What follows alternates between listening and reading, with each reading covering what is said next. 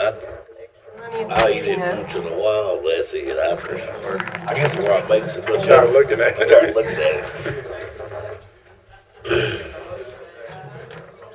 But evidently, there's a bunch of people from science and Stokes County ain't there looking at it. Good thing, right? Yeah. Oh, yeah. Ain't no telling how much kind of barbecue we sold there. Turned into a hell of a business, all right?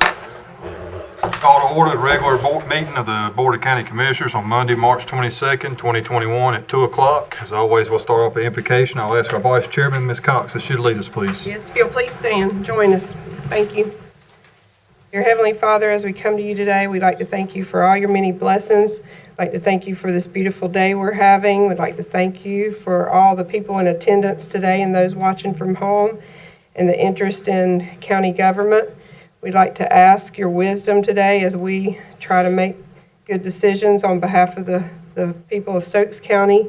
We ask your guidance and your direction in all decisions that we make, and it's in your name I pray. Amen. Amen. Please continue standing for our Pledge of Allegiance. I pledge Allegiance to the flag of the United States of America and to the republic for which it stands, one nation, under God, indivisible, with liberty and justice for all. Begin the meeting with approval of the agenda. Motion to approve. Any discussion? Julia. It's already on there. Okay. It's already. That's fine. All right, all in favor, say aye. Aye. We'll now move on to our comments from our managers and commissioners. Start with Commissioner Morris. Thank you, Mr. Chairman. Just welcome everybody out today. Good to see a big crowd here. Also, I'd remind you that I do a blog of the commissioner meetings and some other subjects occasionally. So it's at www.rickmorriscommissioner.com. So just click on that and it'll pop right up in front of you. Thank you very much. That's all I have, Mr. Chair. Thank you, sir. Commissioner Barney Kessel. As like Rick said, it's great to see all the citizens of Stokes County out here. Got a packed house. It's a beautiful day. I told them back earlier when I started, when the COVID started, I'd come in here with like one person. I said, this ain't that bad, you know. But it's really great to see all y'all and welcome you and welcome everyone that's watching. Thank y'all. Thank you, sir. Commissioner Mendenhall. Thank you, and I just want to re-echo that and say thanks for everybody coming out. Always good to see a good crowd. And for everybody that's watching this live stream, I also want to welcome you. Thank you, Mr. Chairman. Sir, Vice Chairman Cox. Yes, thank you all for being here. We appreciate the good attendance. We appreciate you holding us accountable. I think that's the job of the people, and it is welcomed.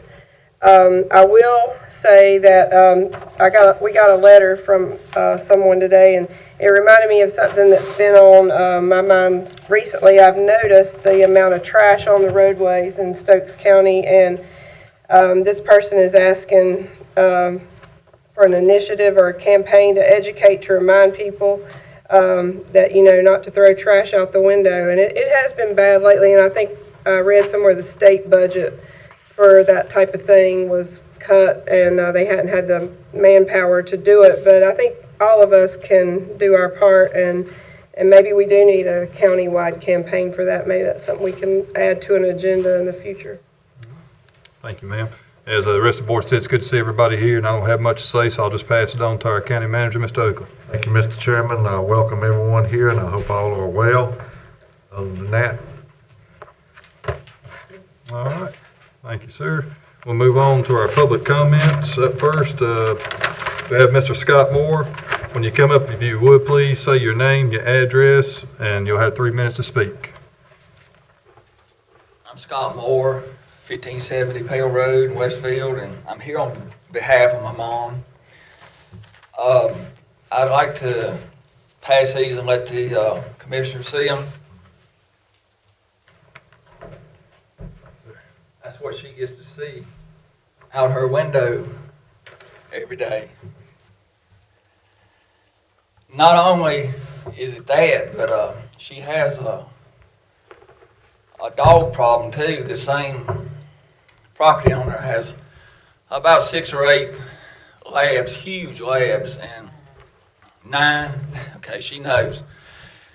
She can't even go to her mailbox without those dogs coming, to the highway and showing her teeth and growling at her and different things. So, I'm not for government stepping on people. I think we got enough government now, but I don't know that Stokes County really don't need an ordinance of some sort, because that's just a mess. And she lives right across the road from it. It's just something that needs to be considered, I think, by you guys, ladies, that could really use some really thought put into it. I don't know what the answer is, but that's ridiculous. That's all I got. Thank you, sir. Thank you, Mr. Moore. All right, up next we have Dolly Moore.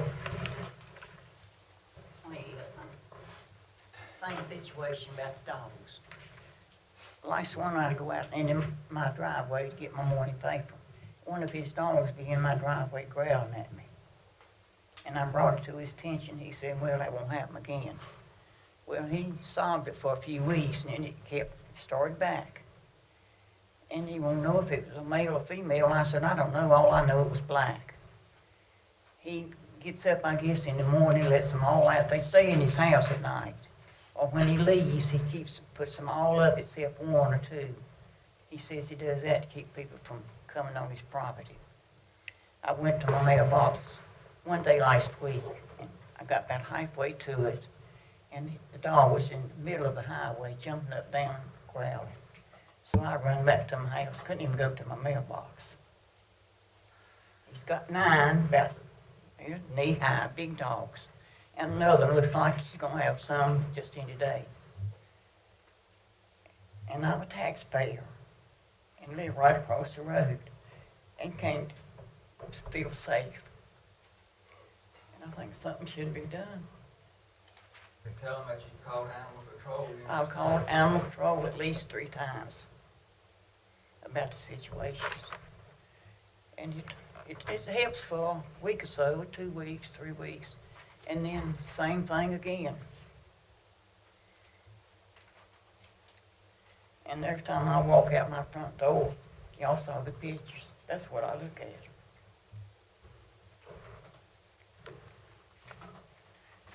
That's thank you. What's your name again? Dolly Moore. Dolly I Moore. live 2 miles north of Lawsonville on Highway 8. Yeah, I know where you're talking about. Dolly Moore. Thank you. Up next we have Mr. Robert Knight.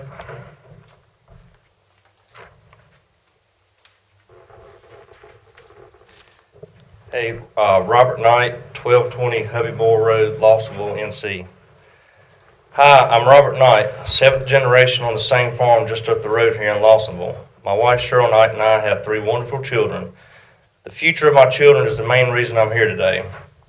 When I think about the changes my family has seen over these 7 generations, I think about where our country is now headed, and I do not want to be the weakest link in that line. I love my party. I love Stokes County. Who here thinks that Trump lost the election? Yeah, me neither. Trump got out the vote. So what do we do about it? It involves more than wearing a Trump hat or a shirt. Well, this is one thing I did. I paid $450 of my own money to mail out a survey to same-day registration voters here in Stokes. Much to my surprise, this is what I received back in the mail. This is my survey marked return to sender, or some of my surveys marked return to sender or no longer at this address. Do you know why? No one lives at this address. In a state where our Chief Justice into the State Supreme Court, Paul Newby, was at once down to a 6-point vote lead, this could make a big difference. Speaking of the Newby race, I would like to thank my wonderful wife Cheryl for her countless hours tracking down dead voters, with a group from across the state that ultimately uncovered enough votes to secure Justice Newby's lead. You heard me right, dead voters do exist. I also want to thank our local party leaders for their efforts in the past. I want to take what they have worked on to the next level. We need a great website that's updated often, an email list that keeps our local Republicans up to date. We also need a recruiting and vetting process to ensure strong leaders that will protect our First and Second Amendment rights. Eventually, I would like the party to secure year-round headquarters for our meetings and provide a place for community outreach and fundraising, both of which will grow our party. Last but not least, I want to work to secure our election system as President Trump requested at CPAC, where none of this matters. I would like to close today with a short story. After school, I used to hang out at my mother and grandmother's curtain shop. I would sit in my grandmother's lap and watch her sew. One day she said to me, "When you grow up, I want you to be like Donald Trump and have your own helicopter." She had seen him on a daytime TV show long before The Apprentice. My grandmother was a registered Democrat but voted Republican for decades. When Donald Trump ran for president, she became a registered Republican. Now let's fast forward to the 2020 election. Grandma was in a nursing home with early dementia, and to our surprise, while researching election issues, we discovered she is again registered as a Democrat and most likely voted against the man who inspired her to become a Republican. We now have Biden as president, Cooper as governor, fraudulent voters, and my Republican grandmother is now registered as a Democrat. How would you respond to all of this? I decided to get involved with my party. I would really appreciate your support, and I'm ready to go to work. Thank y'all. Thank you. All right, up next we have Mr. Safarsi.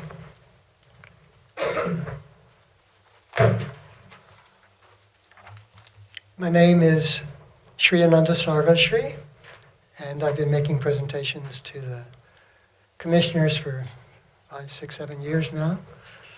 And last time I mentioned that I had a new post on my website, rebuildhealth.com/presentations, in which all the presentations that I've made to the commissioners are there to be downloaded and studied.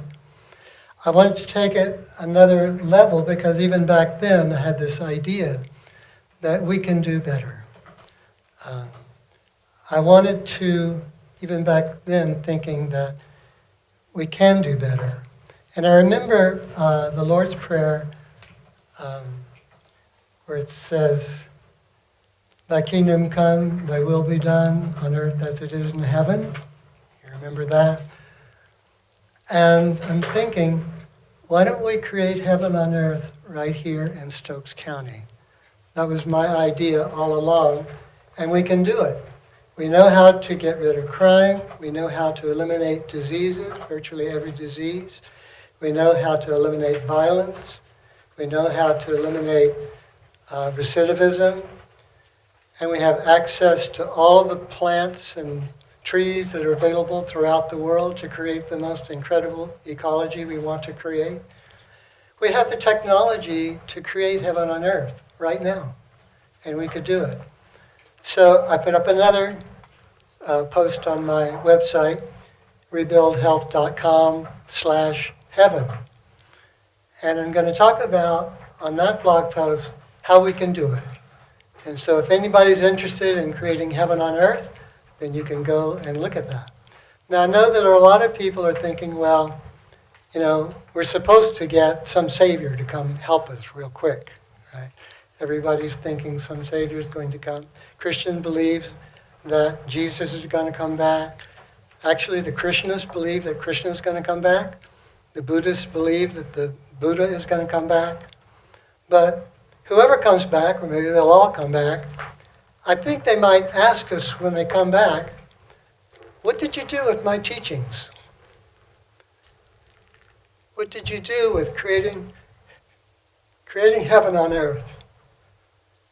And we'll have to answer that question. So I'm thinking maybe we should start. And if they do come, at least I'll have a better place to come back to.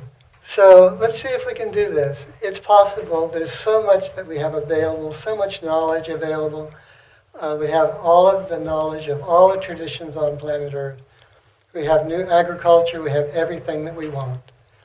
So I want to invite people to go to my website, rebuildhealth.com/heaven, and take a look, and I'm going to be posting every week or two. Thanks so much. Thank you, sir. We'll now move on to consent agenda. I'd like to speak, if I may. I'd like to speak. I was invited yesterday by Rick Morris to speak today. Susan and I would like to speak about the ordinance, unless you'd like for us to wait till the ordinance discussion. The tethering ordinance, the dog tethering ordinance. It's on the agenda. It's on, because it's item A, the proposed revised animal control ordinance. Is it just me, it's just public comments, or during that, it's up to you all? It is on the agenda, in reference to. Legal consent is up to the board. Either way is fine with me. Yeah, it doesn't matter to me. I'm fine, let her speak. All right. I mean, do you want to do it now, or do you want to do it when you're talking about the? I'll just go ahead and let video during public comments right there. Yeah, we'll add her to public comment. Okay, come forward if you don't mind, please. What's your name again? Kathleen Edwards, and my address is 1726 Rogers Road, Mount Airy, but it's in Stokes County. We received the, I forgot my glasses. Give me just 1 second, please. I'm sorry. I think it's on your head. Oh, there they are. They're out there. Thank you. I'm nervous. We received the revised proposed ordinance on Thursday, and I was taken aback by the things that were removed. I don't know who did the editing, but we're very concerned about several items that were removed. The first being that a collar not measure less than 1 inch in width. That was taken out. I don't know why that was taken out. It's brief. It's important. When collars are thinner than that, they tend to cut into the skin when a dog is tethered for too long. So we're not sure why that was taken out, but we did have in the February 2021 draft, we had the one at no less than 1 inch in width, which was a minimum width of a collar for a dog. And then reasonable period was taken out. So there's no more reasonable period, so people can chain dogs up for as long as they want, even the dog's entire life. The temperature restriction above 90 degrees and below 35 degrees was removed. I don't know why that is enforceable. It's really easy to tell what the temperature is outside, and I don't know why the temperature requirement was removed, but I feel like it needs to be in there. And then the age requirement, that no puppy under the age of 6 months be chained outdoors continuously, was removed. And I really don't understand why someone didn't think it was important to keep puppies indoors in a training environment, being taught how to be house trained, or people spending time with them, walking them. For a reasonable period, as I said, was taken out. I don't know why.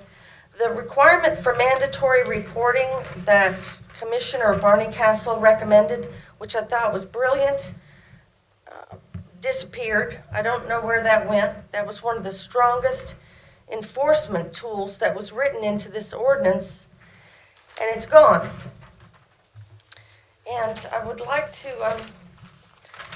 read a couple sentences that just really don't make sense in this draft that we got back. One of them is this: extreme weather conditions may vary depending on the type of animal.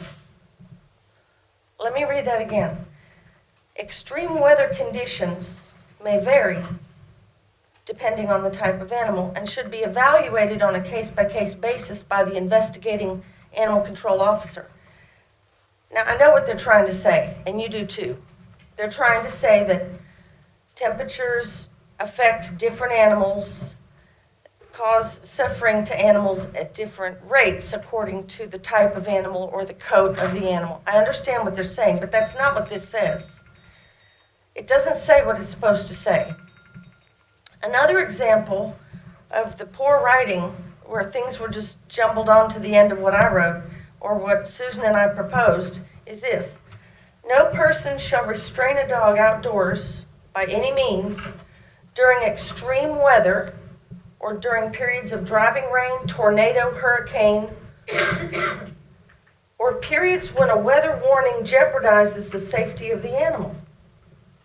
I have never known a weather warning to jeopardize the safety of any animal, and I'm sure you haven't either. Again, I know what they're trying to say, but this is a dangling modifier. It needs to be either moved to a different place in the sentence to make sense, but it's just not logical. It's sloppy writing, and sloppy writing is indicative of sloppy thinking.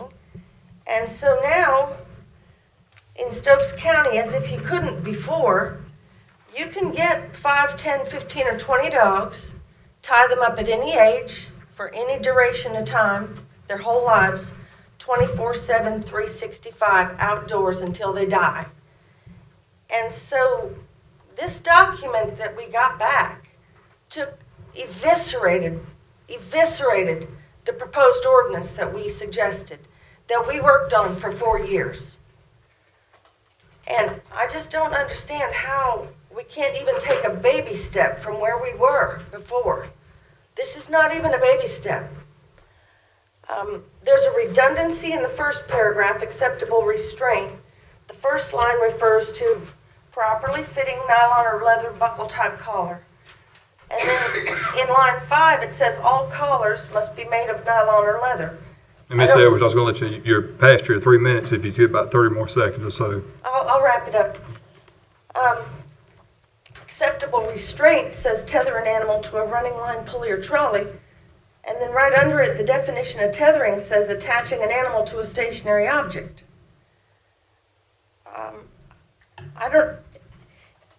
If tethering is legal, and there's no time limit, there's no age limit, and there's no temperature limit, I don't see what we have here. This isn't a law. Legislation exists for the sole purpose of providing protection through clearly defined conduct. And the writing that we got back is so sloppy and so unclear, and so much is left up to the subjective opinion of a person, that this logically, legally, and grammatically does not qualify as an ordinance. That's all I have. Thank you. Thank you, ma'am. I believe Susan has a word. Yes. I would like to ask if I could to yield my 3 minutes to Kathleen, but if not, I would like to speak, if I may. This is the board. We don't usually yield, do we? We've Okay? done it before in the past, yeah. Doesn't matter to me. If you would, go ahead and speak. Oh, okay. My name is Susan Snyder. I live in King, North Carolina. And I'm just also Address. Oh, okay, 1240 Cliffview Drive, King, North Carolina. And I'm just heart sick about the difference in the 2 documents myself, meaning the proposed tethering ordinance and the revised version. I would like to point out that in section 26, article A, it said no person shall tether, fasten, chain, tie, or restrain a dog or cause a dog to be tethered, fastened, chain, tied, or restricted to a doghouse, tree, fence, or any other stationary object. And what has been added to this in the second revised document is unless it allows for an unobstructed 360-degree motion. So a dog can still be tethered to a tree 24/7 for life as long as it can move in a complete circle around the tree. Please help me understand how this is changing anything. How is this improving the life of suffering dogs, which is what our goal is here?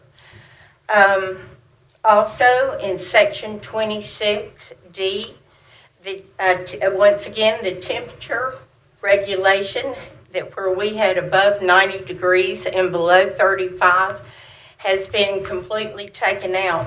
I would like to state here that the whole state of Pennsylvania, and I repeat this, the entire state of Pennsylvania has an ordinance that has a temperature regulation in it. And we're talking 7.7 million acres of rural farmland. So just because we're rural does not mean that we can't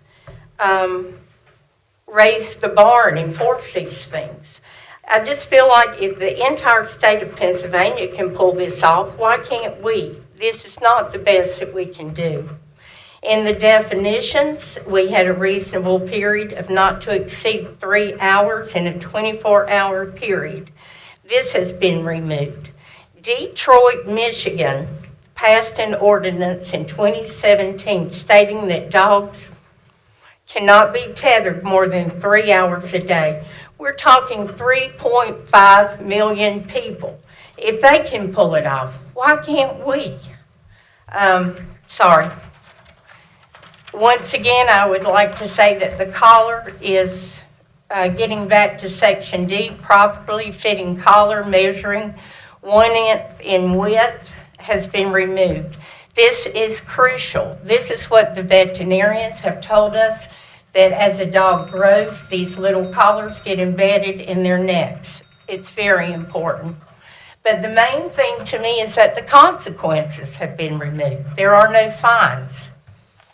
I like to drink a cold beer on a hot day in the summer. I also like to go hang out down at Moortalk Park. You'll be happy to know I don't do the two together. And the reason why is there's consequences. I know that I can't get out here and drive after having a beer or two, because if I get caught, I'm going to get a DUI, and I don't want one.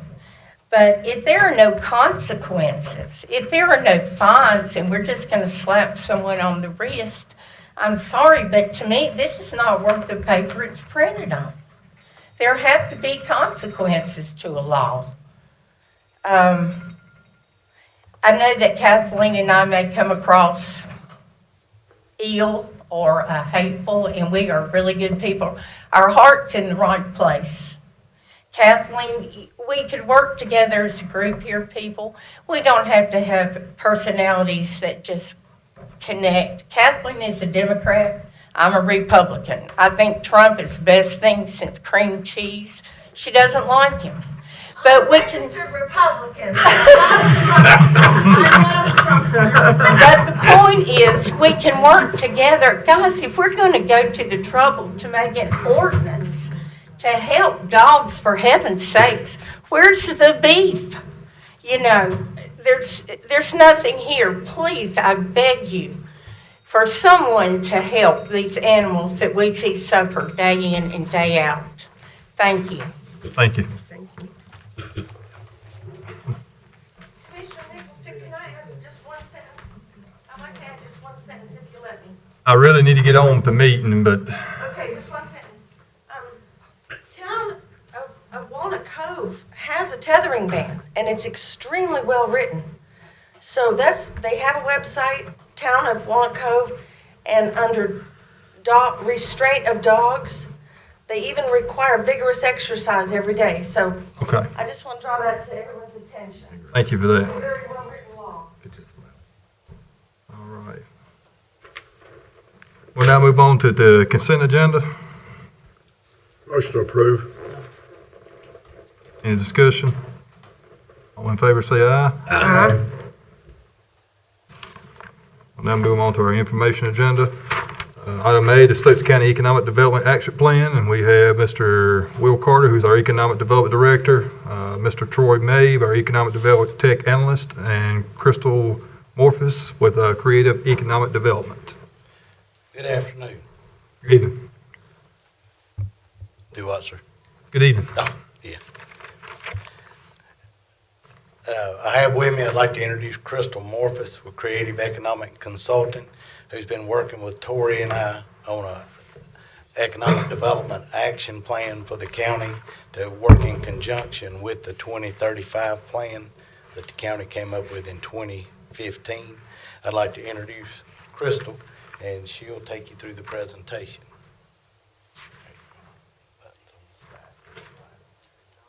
Okay. Good afternoon, Chairman, Commissioners. It's nice to be in Stokes County. My headquarters is in the metropolis of Elkin, just next door, so it was a very nice drive over. I do enjoy your community. And I have enjoyed working on this economic development action plan. As you know, economic development is critical to all communities, but especially communities like Stokes County. You have a small business base, and you want to keep them and keep them growing, and of course, attract new businesses and that will create quality jobs for your citizens, that will raise wages and improve the quality of life. So this plan is really important to the county. I do want to thank Will Carter and Tori for supporting this planning process. They have been great to work with. Also, the businesses that contributed to the survey, we had 13 businesses that participated and gave input into this planning process. Also, several of your allies, Chamber of Commerce, utility partners, planning partners, Duke Energy and others contributed to this, and several of you as well. So I want to thank all of you for participating. As I mentioned, our scope of work included an economic trends analysis. I'll touch on some highlights. A SWOT analysis, strengths, weaknesses, opportunities, and threats. I mentioned that business input that we had during this process. We also looked at the organizational structure to carry out the action plan, and also aligned it, as Will mentioned, with the 2035 plan of the county. The SWOT analysis is used in economic development planning because we use an asset-based approach. What are assets this community has to build upon for economic development? And these are not news to you living and working in Stokes County, but wonderful outdoor recreation brings lots of people to this community, especially during the last year. You have seen throngs of people coming to enjoy your outdoors here and spending money. This excellent quality of life, and of course, good education, in particular with Forsyth Tech's outreach. The weaknesses, you're also familiar with them. Broadband is not only a weakness for business, trying to do business online, but also you've known for remote working and for schooling, and I know that you all are very aware of the investments that are needed for broadband. That is going to be, it is, and will continue to be a key for economic growth in the future. Also, additional improvements in infrastructure, water, sewer, transportation access are needed. Those opportunities, capturing those day trippers to stay longer and spend more money, as the tourism saying goes, heads in beds, so more beds for them to stay and spend more money here. Also helping small business and entrepreneurs start up. Stokes County has a plethora of small businesses. It's really the cornerstone of your economy.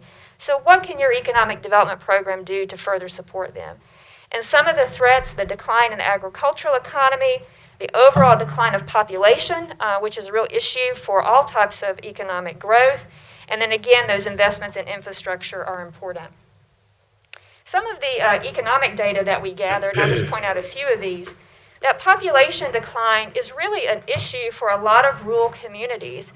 Your best and brightest young people, they grow up, they're educated here, and they can't find really good job opportunities, so they're forced to leave the area. And we've also got an aging population. We want to make sure that we can attract those young people back to stay in this community. Income is growing, which is really positive. That will attract new businesses to the area. And unemployment, which peaked last year as the pandemic started, has really lowered and has gotten to much lower levels, not quite pre-pandemic, but also to lower levels. You have major employment sectors in retail, education, food service, healthcare, and social assistance. And I mentioned the strong small business space. More than 80% of companies in Stokes counties have less than 10 employees. So again, small business is big business. I mentioned that we did a business survey and have business input into this process. There's a few things I'll point out here. Most of the businesses in Stokes County are located here because they have a personal connection. They grew up here, their families here, they went to school here, they have some personal connection to the community. Most of them, 42%, plan to expand. That's a great opportunity for your economic development program to capture those expansions here rather than them expanding elsewhere. What do they need help with? Like most businesses, tax breaks, good regulatory process, support in marketing, and also support in business planning. Keep in mind, these are small business owners like me. We enjoy our business, our work, but we're not sometimes good at management. And so a lot of small businesses need help with business planning and management. They are least satisfied with workforce. This is not uncommon. We see this all over communities in North Carolina and other places. There is a has been a strong issue with workforce in terms of skill set and availability for several years. So we took the information that we heard locally from businesses, the data that we gathered from economic trends and best practices, and also a lot of input again from the community to develop 6 goals for the Economic Development Action Plan. And I'll walk through each of these and give you a highlight or an overview of some of the action steps in each one. The first is business retention and expansion. It is much easier to keep a business that you have and help it grow. This is really the cornerstone of the program. It's the main reason why Will and Tori reached out was to increase and improve their business retention and development strategy. And you'll see this centers around calling on businesses, helping them identify hurdles, and helping them overcome hurdles. Again, the goal is to retain them and keep them here because, again, it's easier to keep a business than to recruit a new business. Under small business and entrepreneurship, updating and enhancing information on the website and information that you give to entrepreneurs. There are a lot of resources through Forsyth Tech, the Small Business and Technology Development Center, and other resources for small business, and they can be connected to that. There's also some other startup things that you can do here. Other communities support incubators, accelerators, maker spaces, innovation spaces that can help spark entrepreneurs and get them to start businesses and grow them. Under recreation development, in the future, we would love for Stokes County to develop a recreation department, division, under economic and tourism development. It is your leading opportunity for economic development, for other people to bring their money here and spend it in this community. And there's also a lot of grant opportunities to develop tourism assets. And so to foster that in a full recreation division or department would be very important. Internal and external marketing, Stokes County does a great job at telling your story, but enhancing that. So not only telling it internally, but externally. For people to know this is a great place to live, it's a great place to work, it's a great place to move your family, it's a great place to do business. So there are other things that you can do in external messaging and marketing and social media that can boost that marketing and promotion strategy. I don't want to overlook the importance of sites and buildings and infrastructure. All businesses need a place to call home. They need a site in order to build a building. They need a building ready to move into. So we have several strategies to identify, develop, and promote sites and buildings across the community. And then also some key infrastructure investments. You know that water and sewer is important to these types of business developments and industrial development. And we don't want to overlook the importance of strengthening the Economic Development and Tourism Development Department. So we recommend broadening it to include that area of recreation development, which is a key part of your economy, to invest in that economic development organization, to ensure that you've got good leadership support of the organization, both in terms of the public sector and private sector, and to continue to measure progress. You all have been given the full action plan document. There's an implementation schedule in there. That's our recommendation of a place to get started, if you will. But we know that with governments and budgets, you may start in something in year 1 and it may move to year 2 or year 3. You may not be able to start something in year 1. But this is just a guideline and a roadmap, just like your 2035 plan is a roadmap to guide the county into future investments. So the next steps would be for the county board to approve or endorse the action plan, and then for staff to start working on what are those action steps we want to accomplish this next year and then in year 2, and start working those into a budget at some point. Again, I think this is a great place for you, the leadership of the county, to look to as a roadmap and to lay that next to your 2035 plan and see how they're integrated and start taking those steps to invest further in economic development.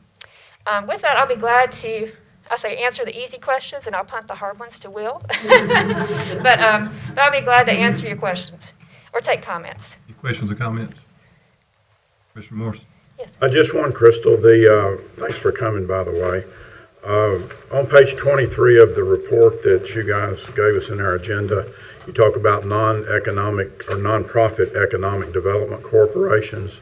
I would like to get a whole lot more information for our board on those who's doing that, how they're doing it, and private sector participation on those kind of, Sure. I'd say an independent nonprofit economic development corporation is what I would kind of be looking for.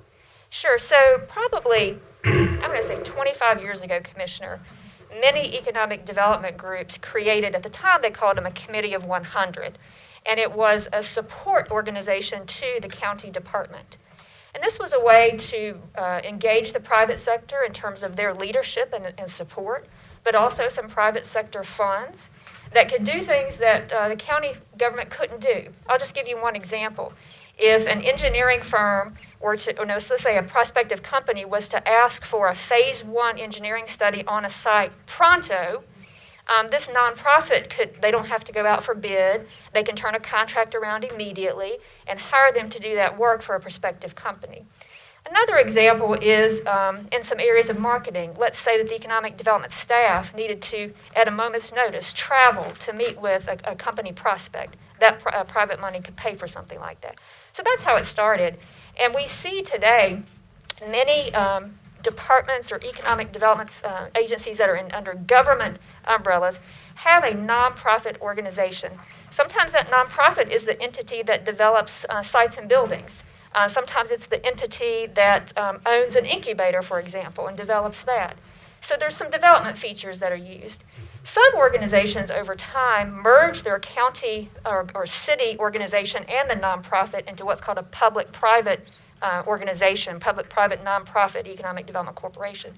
In North Carolina today, we see total public agencies, we see public agencies with sister nonprofits, we see combined nonprofit corporations, we see totally private, ran out of a chamber of commerce, for example. The Alamance Chamber of Commerce is a good example where their economic development program is run out of the Alamance Chamber.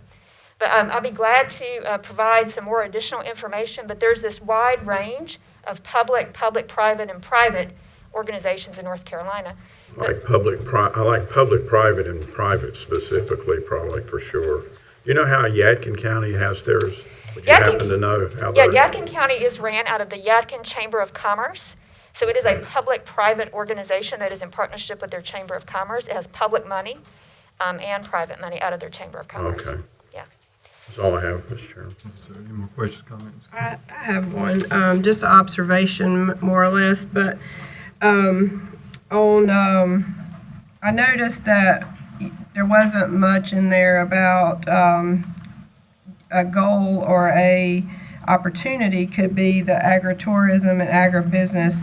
And since our county has such a rich heritage in farming and we have very many active farms in our communities in our county. We have strawberry farms and the Armstrong's farm and different ones. I think that is something that should be included in this plan because I think it could be expanded upon, and I think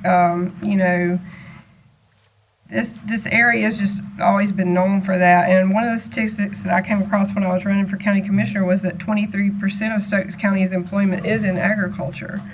But there wasn't very much mentioned about that. So I think that's just something that needs to be included in the plan. You're exactly right. That's a very good point. Included in a couple of ways. You mentioned agritourism and how important that is to overall tourism economy, but then also to agribusiness.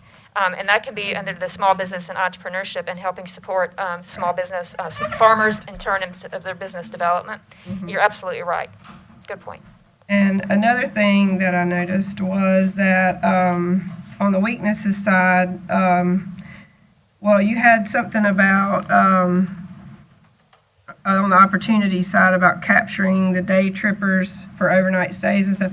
But on the weaknesses side, probably what should have been included in that was the lack of overnight accommodations in the county, and that's a big problem that we need to work on, I think, because we could grow that quite a bit, but that seems to be an issue. Yes, absolutely. So when you look at those communities that are really successful with the tourism economy, they have lodging establishments and a wide range of lodging establishments because really people spend a whole lot more money when they stay multiple days because then they buy a lot more food and they do more entertainment when they're here for multiple days. But you're right, things like bed and breakfast or or tree houses, just tiny houses, just unique things for Right. places for people to Yeah, stay. that could be something that I think could be grown in this area and it goes hand in hand.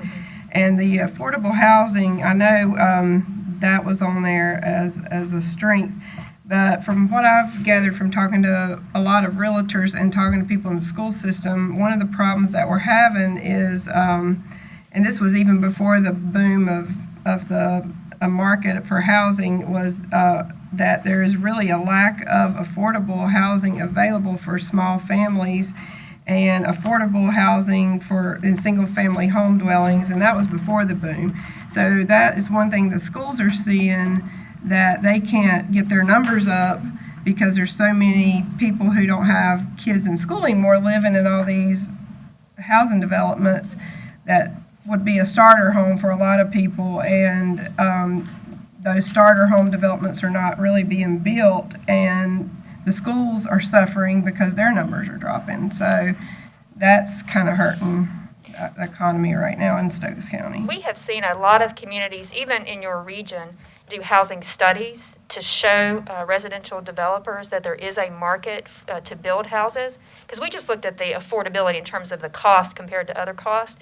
But if you want to look at inventory and the housing stock, what's being built, what price range is it being built in, we're seeing a lot of groups do housing studies, and several of those studies are funded in part through grants by realtors associations. So if you're interested in that, I'd suggest you work with your local realtors group.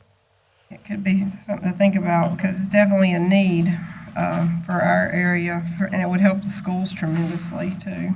Absolutely. That's all I have. Thank you. I appreciate it. It's a lot of good information in here, for sure.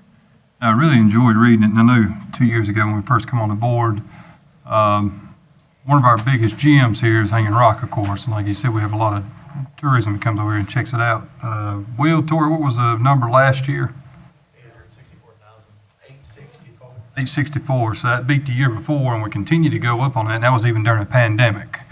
But of course, as always, the one problem we have right now, like getting hotels, is infrastructure here in this county, which is one thing we started to take a step on 2 years ago and started on the water line, and it will soon be coming out for bid and going to be putting in the ground. We have high hopes for that, and one thing I've also been keeping my eye on is we have a loop going around for Forsyth County right now. And as you see right there, that's going to bring growth to those areas. And I'm looking forward to having that residential growth come back. That's why everybody wants that kind of more country setting. Instead of living in the city and you've got that expressway work, there you go. But it's, I read this, it looks real good.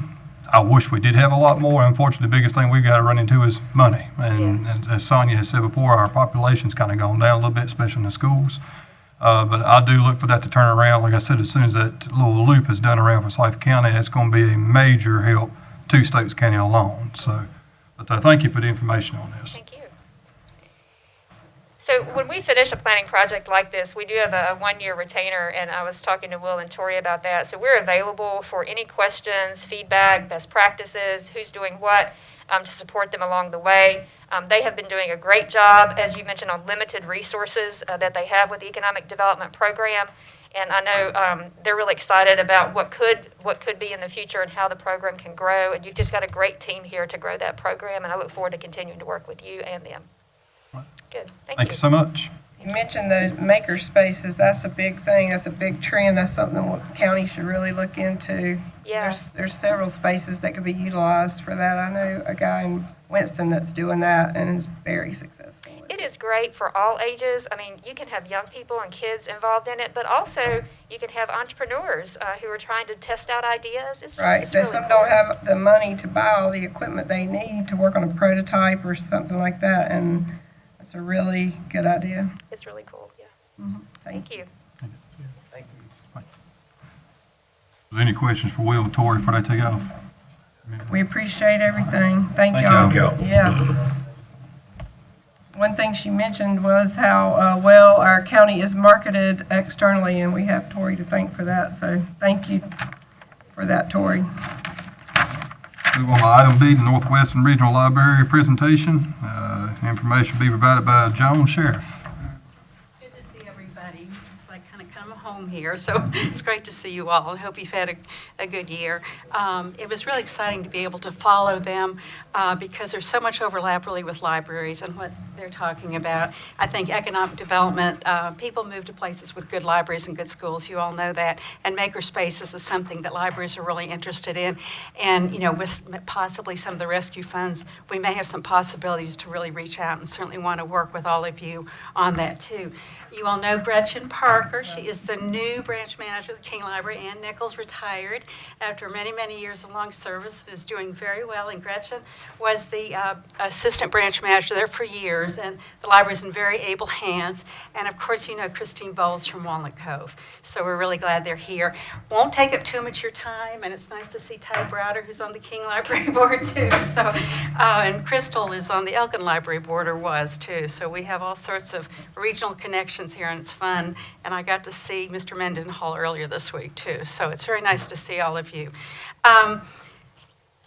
We thank you for allowing us to talk with you for a few minutes. We absolutely appreciate your past support for 3 very fine libraries in Stokes County, Danbury, Walnut Cove, King, and a wonderful bookmobile. It's the only one in our region, and we know it's so needed and appreciated too. So thank you for supporting that. It really reaches people that really could not get to the library. So thank you for that. There's a great staff. Everybody persevered this year just like you all did, and everybody else through this year, and adapted to new services with having to close the libraries for a while, which was very hard, to actually go online and be able to provide services in different ways, and including curbside service, so you run out, take the books to people. And a lot of these services are so popular, we're going to keep those for sure too. So, we hope that we are going to be stronger on the other end of this, just like the rest of you all. We have a short update for you from a little brochure here, and just when you have time, just wanted to highlight a very few things. This is kind of a summary of some things last year. It lists some of the services. We all know that libraries are books, but it's so much more than books now. We have a lot of virtual services. We have NC Live, which is millions of dollars worth of databases through the state, which is such a rich resource. There's really something for everyone, business, community, students, really everybody. Ebooks, e-audiobooks, streaming videos, free Ancestry.com. So there are a lot of great virtual online resources for everyone. And of course, the summer learning program's coming up, which is always a highlight for everyone. Right in the middle of the brochure, there's some numbers. And I just want to touch on this real quickly. This was from last year. And of course, our year ended June 30th. You can see we had some downswing in some things, which would make sense. Our collection use, which is the checkouts of books, and our library visits. But, of course, we were closed for 3 months. So that makes sense. If we were on the trajectory that we would have been on, we would have exceeded last year's. But things are coming back and opening up, and we're really glad, and we're ready to go. You see the digital materials just shot up, 43% increase in digital books and that kind of thing. So we know that our patrons or the public was really happy when the libraries reopened, and people are coming back. So we're not worried about that happening when people can come in and we can have meetings and that type of thing too. So overall, it was a really good year considering everything. You can see kind of our accommodations for COVID, and again, cannot thank the staff well enough for their adaptability. And of course, you all are very aware of the salary study, and we appreciate your support so much for the salary study that was adopted by the Northwestern Regional Library Board, and you all funded it for the past 2 years, and we sing your praises all the time all over this area, so thank you. And it's a great incentive. I think we're doing well with that. We certainly will be including that third year request for the salaries this year. That's our focus, and we so much appreciate the support for the past 2 years. Below that, it's just a little bit about how our system's funded, and just some more about services of things that go on besides books. There's a job lab in King, and the staff helped with the census this past year. The staff do test proctoring, and really so many other kinds of services too. And I know you all are very aware of a lot of them, because I know a lot of you are library users, and we really appreciate that. But if you have any suggestions or you need anything, please You know who to reach out to, but please don't hesitate to get in touch with any of us. We're here to serve for sure. Our budget priorities, I mentioned, will be trying to get these folks up to competitive pay for similar regions, and we appreciate the last 2 years and very much hope it'll be possible again. Do you have any questions? Any questions, comments? It's very nice to see you. Appreciate Yeah, thank you, everything. thank you. Great to see you Thank all. y'all for what you do. Thank you, Thank thank you, yeah. Okay. I guess I'm going to do sort of a formal introduction. My name is Gretchen Parker, and I was announced as the new branch manager at the King Public Library. November 18th was my first day. Ann Nichols had left some big shoes to fill, and I'm still learning my dance in that. But I do want to thank you on a personal note for the salary increase. My husband was furloughed last year, and that made it hurt a little bit less. So thank y'all very much. I don't know why I'm getting so emotional. I apologize. I was fine until I got up here and started speaking. Oh, back to business. If there is anything that the King Library can do for y'all, please don't hesitate to reach out to me. I love to help out my local community. I try to go to the King Council meetings every month, and any time that we can do something for you guys, please let us know. We had, I think, 15 new clients in our job lab last month, and I'm pretty confident in stating at least 4 of those were successful job assignments. So if y'all help us, we help you, and we love that partnership to make a stronger, more connected county. So, Christine, Yes. Good to meet you. thank you very much. Hello, everyone. I hope everyone's doing well today on this beautiful day. One thing, I am so glad that we were able to go after the economic development presentation that Will Carter provided to us. He actually attends a lot of our Walnut Cove Town Commissioners meetings and has had some great ideas. And just in listening to that economic development plan, I have so many ideas as to how our 3 public libraries can help with that economic development plan. I want to be able to print it off and read through it once I get back to the library. But one thing I really want to mention is our Wi-Fi services that we provide at our libraries. We have indoor and outdoor access to Wi-Fi's, plus we are planning on adding more outdoor Wi-Fi. Because of COVID this year, our numbers have skyrocketed. We're averaging at Walnut Cove during the 5-day work week, we are averaging 38 to 40 uses of our Wi-Fi in a 24-hour period. So we know there is a definite need for our broadband, our Wi-Fi to be increased. And I think that is a perfect partnership for us to work with the county to be able to help provide that for our citizens. Because we were faced this year with this epidemic that COVID gave to us, to where a lot of our children were struggling to be able to do their schoolwork. And we had parents set up in the parking lot. We were putting tables outside for them. They were using Fowler Park. And we were just trying to do the best that we could for our community, because that's why we are here. Just one other little thing I wanted to mention, working with our small businesses in Walnut Cove. We really have become so much more than just a public library. We are more of a community center. We are a business center. We have 4 of our businesses in Walnut Cove that come to us for all their printing needs, their graphic design needs. If they need any posters, need their menus redone, we do that for them. And that's free to them, other than just paying for the copies. So we are trying to bring in our communities as much as we can. We are doing a lot of marketing, a lot of strategizing on how to bring people back in, because we still, even though we advertise it so much, we still have people saying, "Are y'all open?" And that's something that I'm trying to work towards, and I know Gretchen is too, on how to get the word out that, hey, yes, we are here for our people. But I just want to say thank you to all of you for all your support. It is so greatly appreciated to know that our libraries have your support. And I just want to say thank you for your time today. Thank you. Thank you. All right, we'll move on to item C, the Stokes County Facility Study. Mr. Perry Peterson.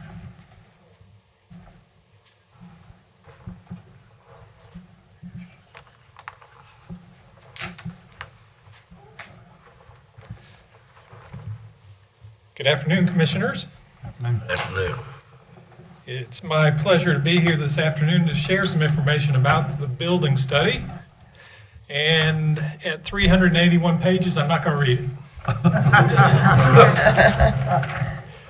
But I did want to kind of outline some things and just pass along things that I've observed to kind of help you kind of understand what we were looking at and possibly make some decisions on how you move forward taking care of the buildings. Over the past year, myself and Chris Stroop with CES, Consultant Engineering Service, who's an engineer, who's with us today also, we went through each one of the county buildings that's over 5 years old.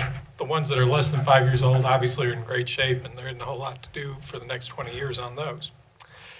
What we looked at, though, were things like roof surfaces, the exteriors of the building, interior finishes, plumbing systems, mechanical systems, electrical systems, fire alarm systems, a lot of systems.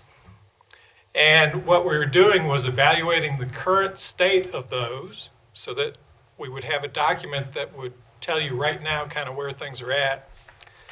And the reason for doing so, and the way to use this study, is to basically plan on how to keep up these buildings and improve them and update them by being able to do smaller parts, hopefully on an annual basis. So in other words, more budgeting of money needs to happen for this, but to give a baseline of something to work with so that the amounts and what you do can be figured out.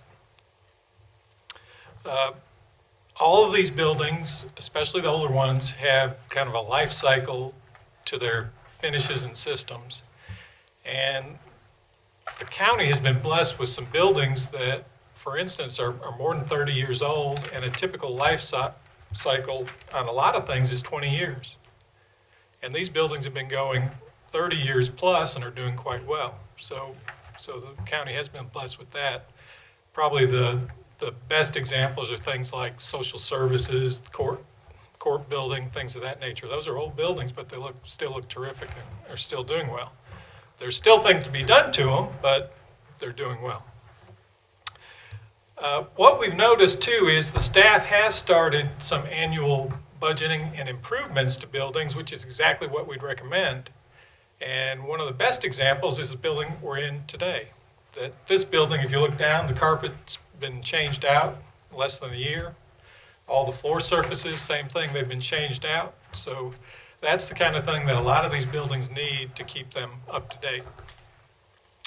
One of the things, though, on this building is the roof is basically shot and needs to be replaced, and I think it's scheduled to be replaced quite soon. So those kind of things are happening. This report also deals with things that kind of aren't the most seen things, and that has to do with the internal systems of mechanical systems, plumbing, and electrical.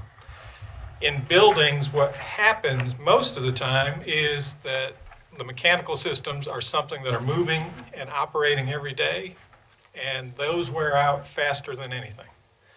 So a lot of money has to be kind of concentrated and budgeted toward replacements of those particular systems.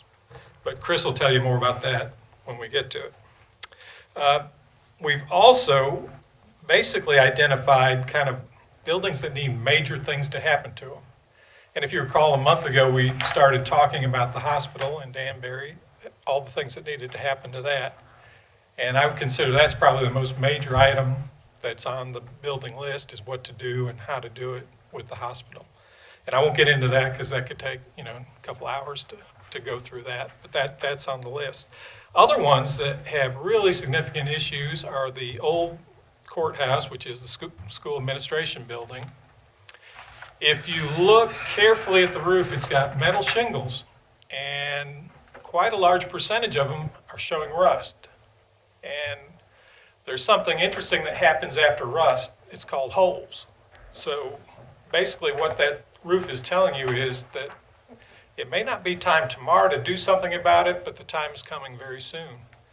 And that particular building has a lot of roof and a lot of sloping roof and a lot of things to do with that. If you also drive by and notice the windows in the building, they're all shot, every one of them. Paint's peeling off. I mean, they're just in terrible shape. So that needs to be dealt with. The HVAC system is kind of all over the place, so kind of the heating and cooling that's been done in there is kind of different. It's not really planned. It just kind of, we throw air at places that we want hot and cold and do so in kind of an odd manner. So that would need to be addressed. There's the King, I call it the King Clinic. It used to be the emergency kind of hospital in King.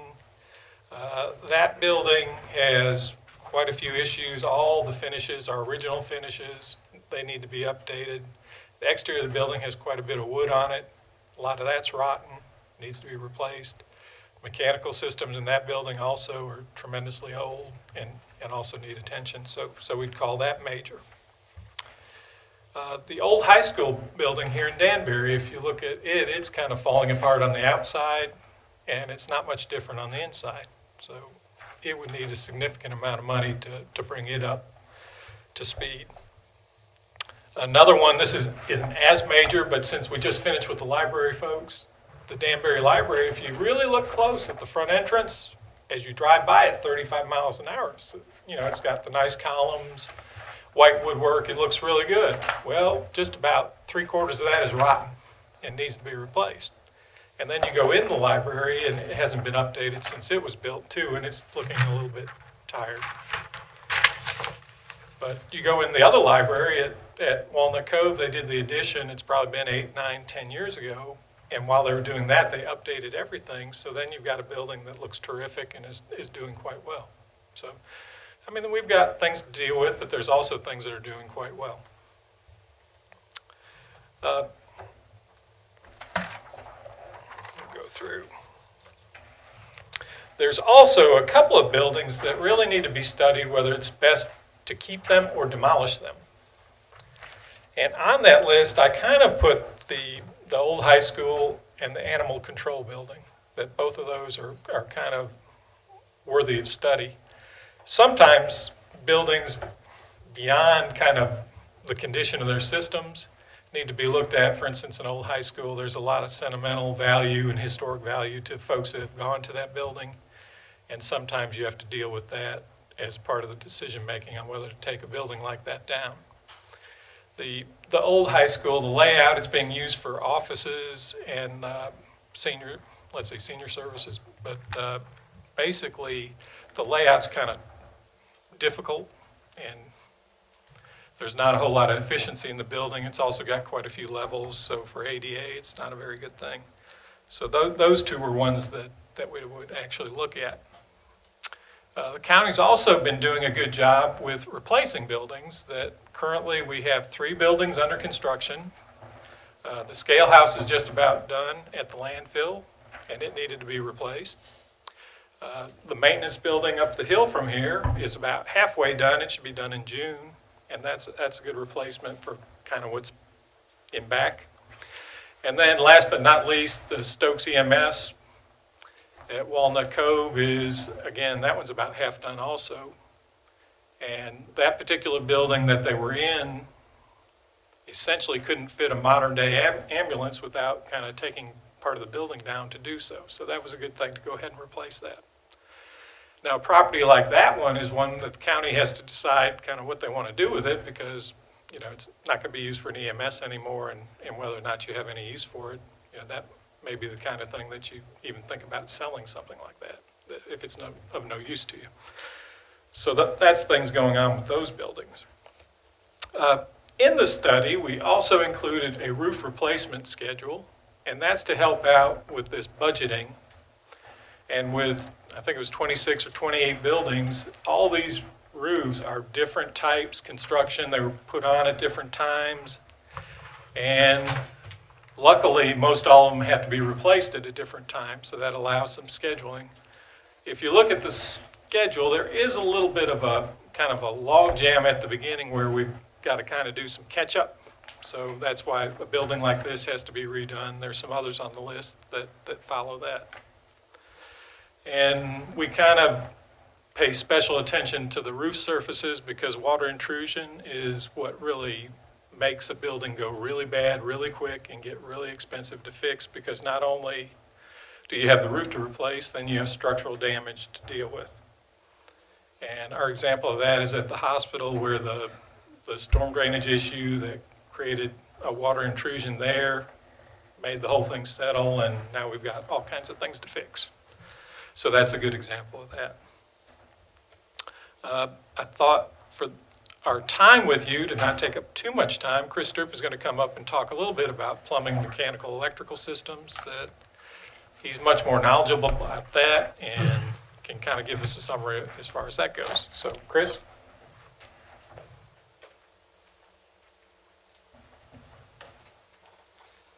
Thank you. I know this is real exciting stuff, especially if you're not into plumbing, mechanical, and electrical systems. The basic gist is you've got a myriad of different type of buildings. Some are more of the residential, small office type buildings. So those are more akin to your homes. And you can think about the mechanical systems as your heat pump or gas furnace at your house. 15, 20 years life, it's going to go out. Is it going out on the coldest night of the year or the hottest summer day of the year? Do you wait for it to go out? Or do you say, well, I've gotten 20 years out of it, life is good, let's go ahead and replace it under a controlled scenario where we can bid it out, get a good price, get the model that we want, not call around who's got something and we'll pay whatever express charges you've got to fix it. So looking at whether you want to start doing replacement on a regular basis, which makes it easier for budgeting, or the old, when it breaks, we'll try to fix it. I'm always encouraging to be proactive, because when you replace it, you're replacing an old piece of equipment.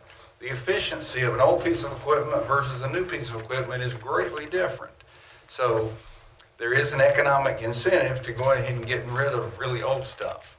On the plumbing side, which is, the biggest concern that we have with some of your older facilities is to double check that you don't have galvanized water piping. Sometimes it comes from the street end, sometimes it's inside the building. You get rust.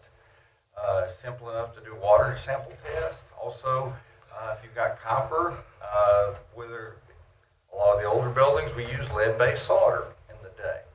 So again, I encourage you to check your water. Make sure, because if and when we go back to drinking out of a water cooler, then it would be important to know if you're having lead content and or rust. On the drainage side, it varies. The biggest problem that we see over time is folks that use horrible chemicals and flush stuff down the lines that they shouldn't have. Going to the new fixtures or low flow fixtures so it doesn't move as much water.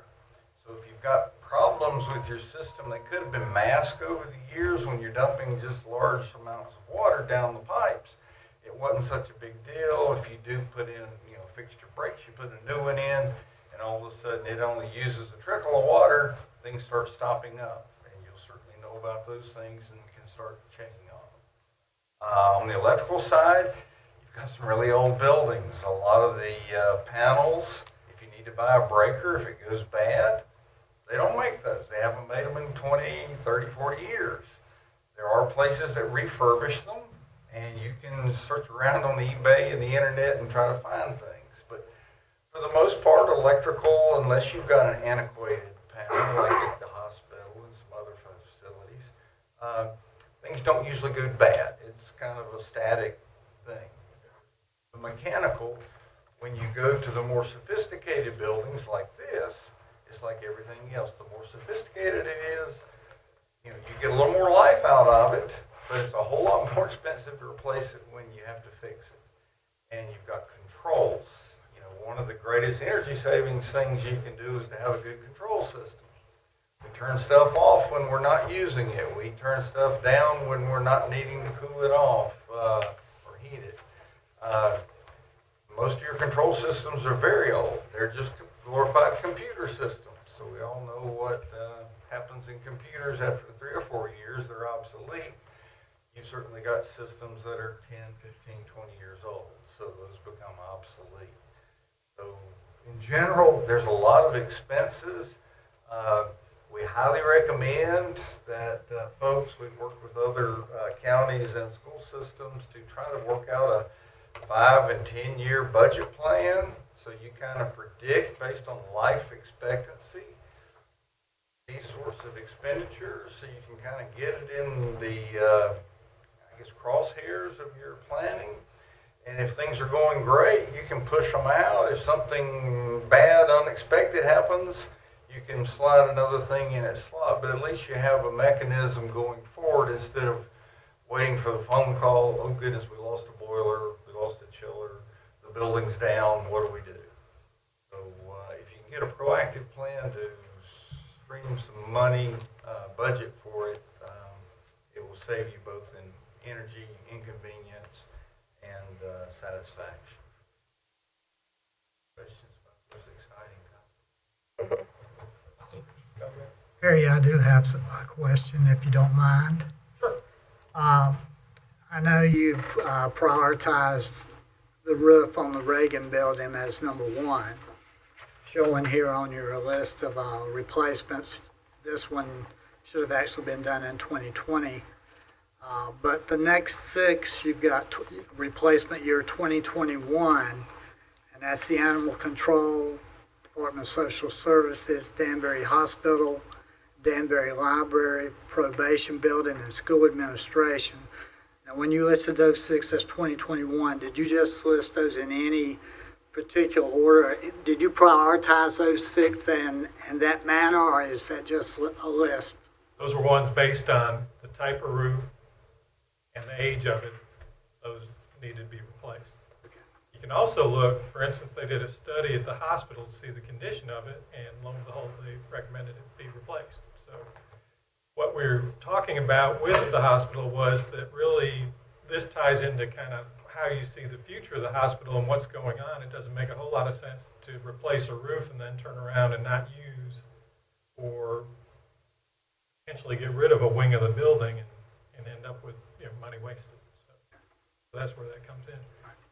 The roof surfaces, basically it's saying those need to be looked at carefully now. And we've had buildings where a roof was supposed to last 20 years and it lasted 30. I'm old enough now I can say stuff like that. But we've also had some that are supposed to last 30 and last 15. So what those six are saying is they need to be looked at, see what condition they're really in. Thank you. Barry, do you like the TPO roofs? We've graduated from TPO now to the PVC and more plastic roof, that there's been some issues with a few TPOs, so currently that's what the roofers, and we follow a lot, we do a lot of schools, so we kind of follow what schools are doing with the low sloping roofs, and they've gone pretty much to PVC. We did a good job with your survey, because I went through looking at it, and I'm a maintenance supervisor where I'm at, and I saw the age of these boilers, saw some of these electrical panels, and I was like, wow. I can't believe the boilers, some of the boilers and chillers are still running, with the age of them. But the survey was well thorough done. Now what it showed was some very good equipment was selected and installed for the county in doing these buildings. There's no doubt about it. And we hope we're doing the same thing now. We just take a while to find out. I will say, from being on the school board for 15 years and having firsthand experience of the school administration building down there, it's really hard to hear in a meeting when window units are running. And when you cut the window units off, everybody in there is burning up. And they've tried to chill the room before we got there and turn them off, and it's just a mess, honestly. So I do have firsthand knowledge of that. Yep, that was an accurate statement. Yeah.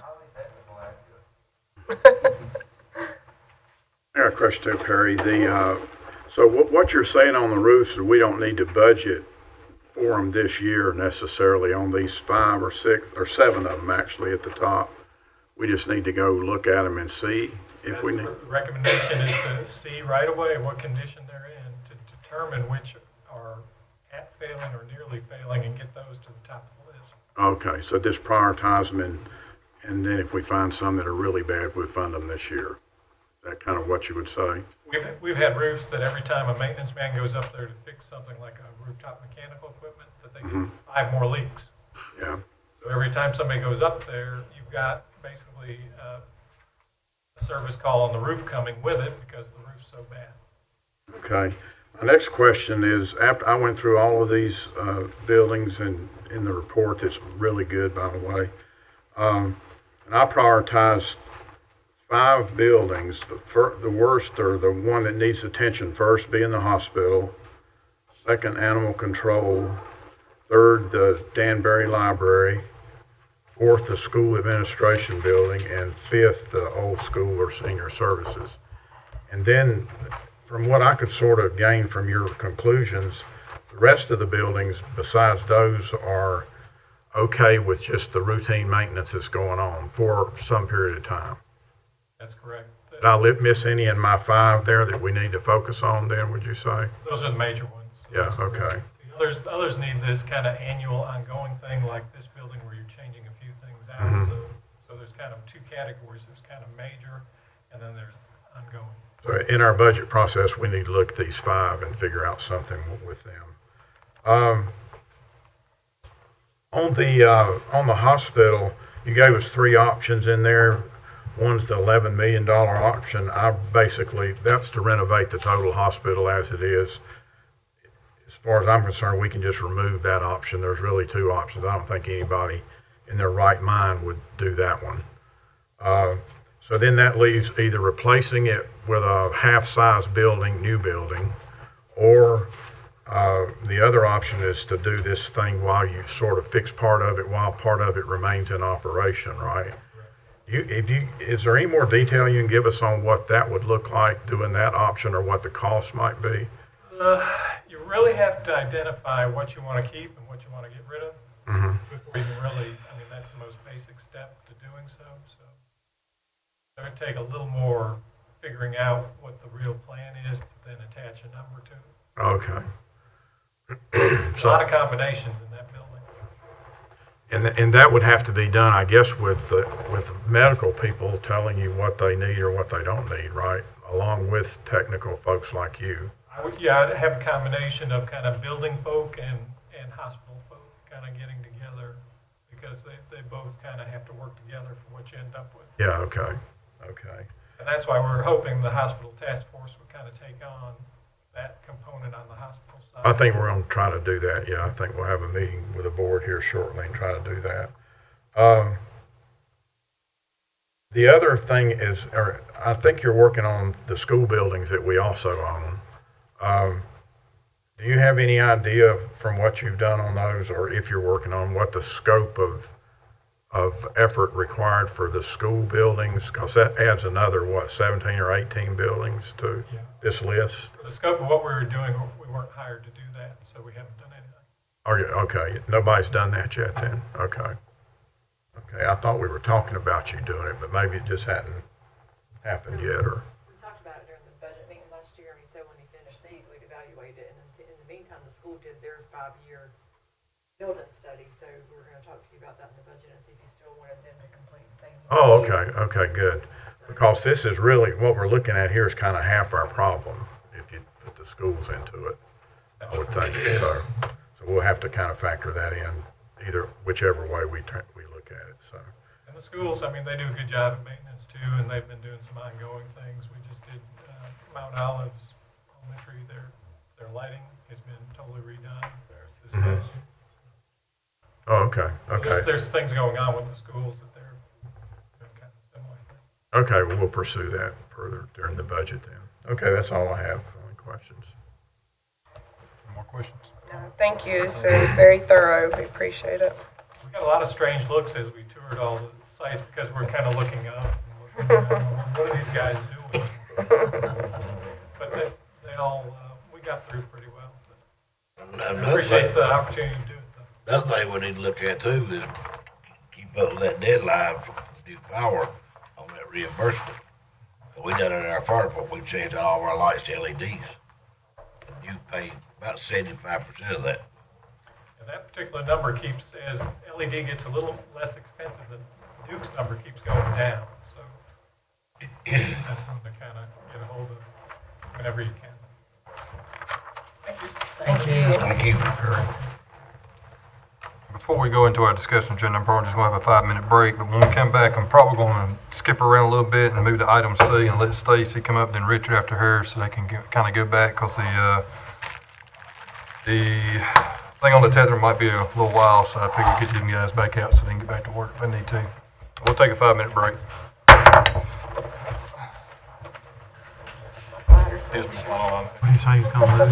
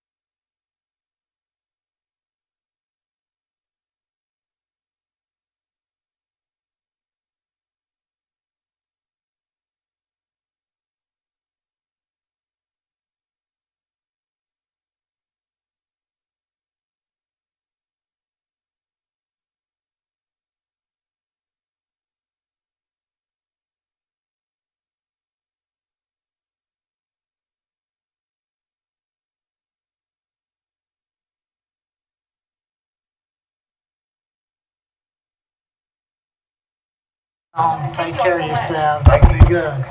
All right. Well, we'll speak later. Yes. Call the meeting back to order. Going on to the discussion agenda, I'm going to go ahead and skip down to item C, which is a proposal for MOE funds. Ms. Stacy Ames.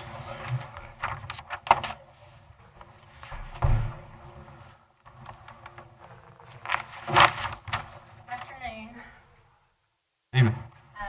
What you have before you is the proposal for the 21-22 maintenance of effort funds that the county is required to spend on mental health, substance abuse issues. So it's just for your review, and I'm here for any questions, and that's that. Just the first attachment. Sorry, I deleted that first one. Oh, okay. Just go, that's. Go to the second. Okay. All right. Doesn't show on mine for some reason, but it shows on there. Any questions or comments, Ms. Ames? Go ahead, Eric. I'm fine with what you recommended there, Stacy. It looks good to me. Stacy, you the one where we get our Narcan from, fire departments? We Well, great. it's not from me, no. Well, it comes the roundabout way. Right. Yes, we appreciate that. That's been a good thing. It's been implemented in our county. It's sad that you have a drug problem, but it is what it is. But we actually issued this to several of our personnel in the fire department, and we've actually seen it save lives before the rescue trucks get there. So it's a great thing. You know. If you need some, just let me know. Okay. Thank you for what you do. Any more questions, comments? I like the money's being spent for the transportation for treatment and stuff. I know that's a problem for some people. It is, especially the parents who don't have Medicaid anymore, who have lost their children. It's very, Yeah. That's good. I don't have any problem with any of it. Looks good to me. Thank you. I don't see any of that. Thank you. Thank you, Stacy. Thank you, Stacy. you need this approved. Doesn't have to be today. It So we can can be move next it to meeting. action for next time. Okay. Thank you. Thank you, Stacy. Yeah. All right, up next, we'll do item B, Tax Office Monthly Report. Mr. Richard Brim. Afternoon. Yeah. First item I've got, as always, is our tax collections has report. I'm happy to report we've collected 99.15% of the budget, a little over $22 million. Move on to real and personal releases less than $100. We have 7 accounts that total $317.05. On the real and personal releases more than 100, we have 3 accounts that total $1,291.41. On real and personal refunds more than $100, we have 4 accounts that total $1,514.98. Next item we have is Pendleton Ag Transport Incorporated is asking for the board to release the penalty portion of a discovery bill that we did on some perm tag trailers and IRP plates. Pendleton was not aware he was supposed to list those items. They went through a restructuring in their business and hired some new folks, and he was unaware that those items did not get listed, and he's requesting that the board release the penalty portion of the bill for him. And then the final item I have is the 2% discount that the county offers for early payment. The board doesn't need to take any action unless the board wants to modify or change the 2% early discount. Just wanted to give that to you for information. And there's also some information that shows the figures, how much for each district it receives on the 2% discount. That's all I have. Questions, comments, Mr. Brim? May 1. May 1, you have to notify the state? Yeah, you have to notify by May 1.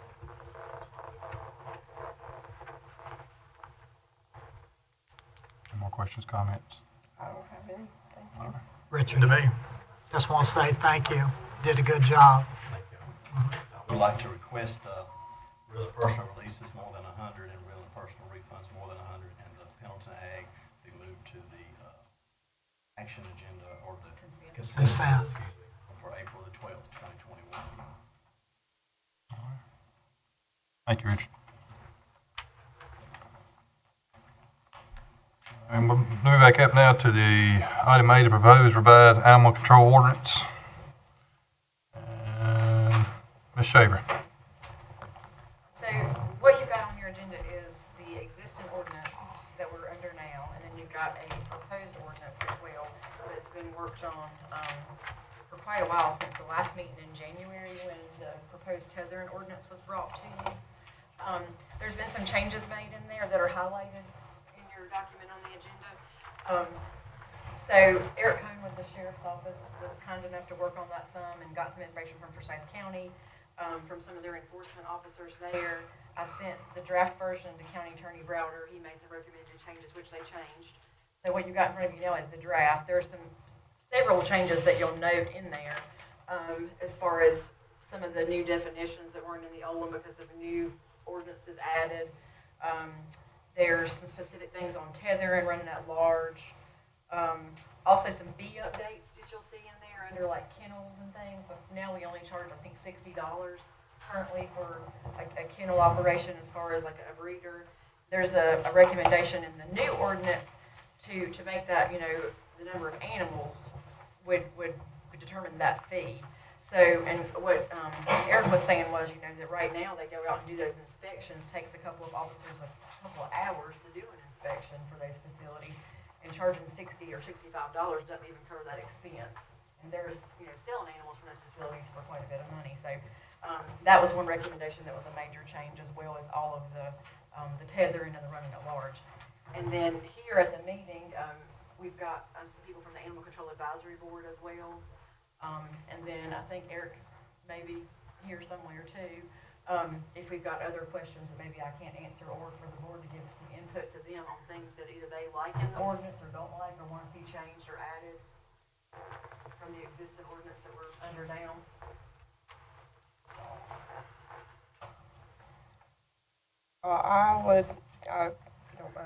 One thing that pops up to my mind would be to take the recommendation to do the 1-inch collar.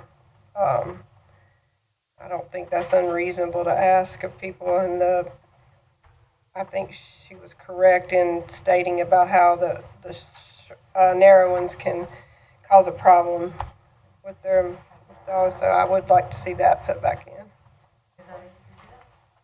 It had something in here concerning the collars in the new one. Did you have something in here concerning the collars in the new update? In the revised ordinance? Revised. That was taken out of the revised. Do you see any issue with that from an enforcement side, Ty, as far as putting in something in there about a requirement of a collar size? Width. That'd be okay to add? Okay. Okay. All right. Okay, my comments on this are,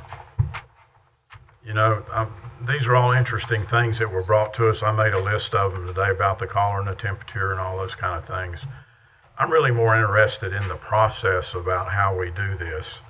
We have chartered an Animal Control Advisory Committee, and we have a Sheriff's Department that does animal control and basically does majority of or all the enforcement of these things.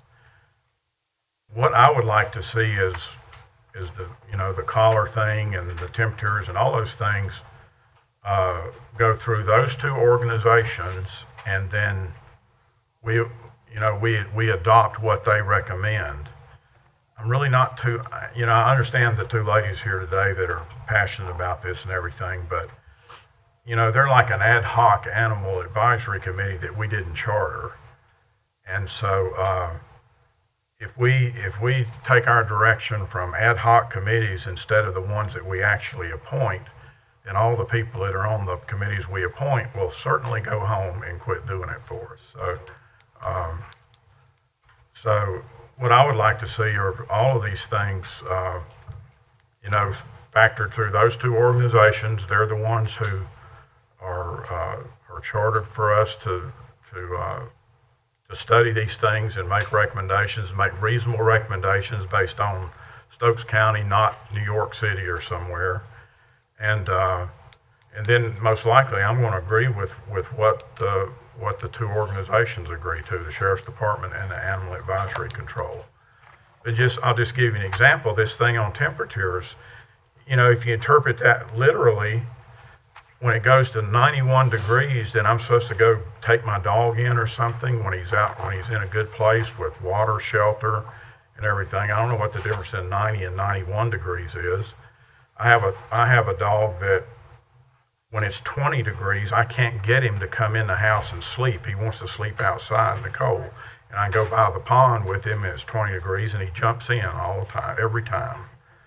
So, you know, there's something to be said for not making this so objective, to make it more subjective, so that these experts that we have out trying to enforce these things and make sure that we're not treating animals in an inhumane fashion, so they can use some subjectivity and common sense as they enforce these things. So that's kind of my position. Until I hear it from those two organizations, all this list they went through today, one way or the other, then I'm not ready to vote on it or anything.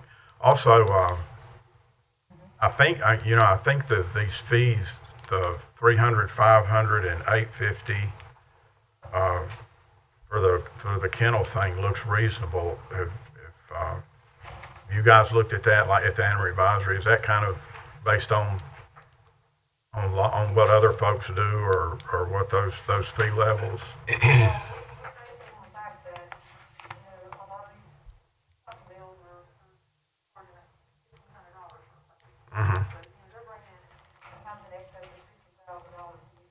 Mm-hmm.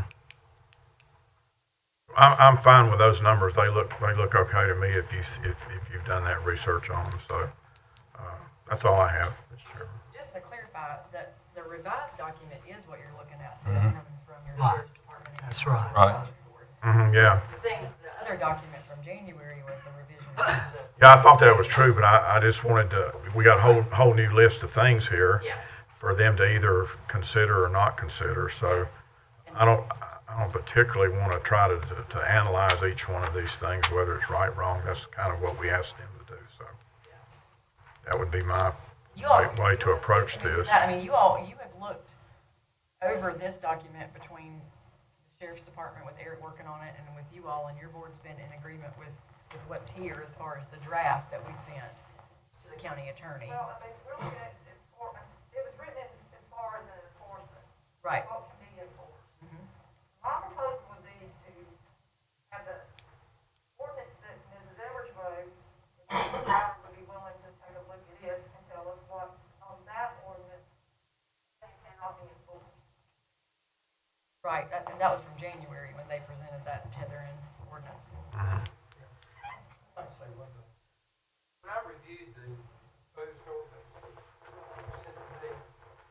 I recommended not using the term reasonable time, reasonable period in the tethering section because of the difficulty in enforcing that.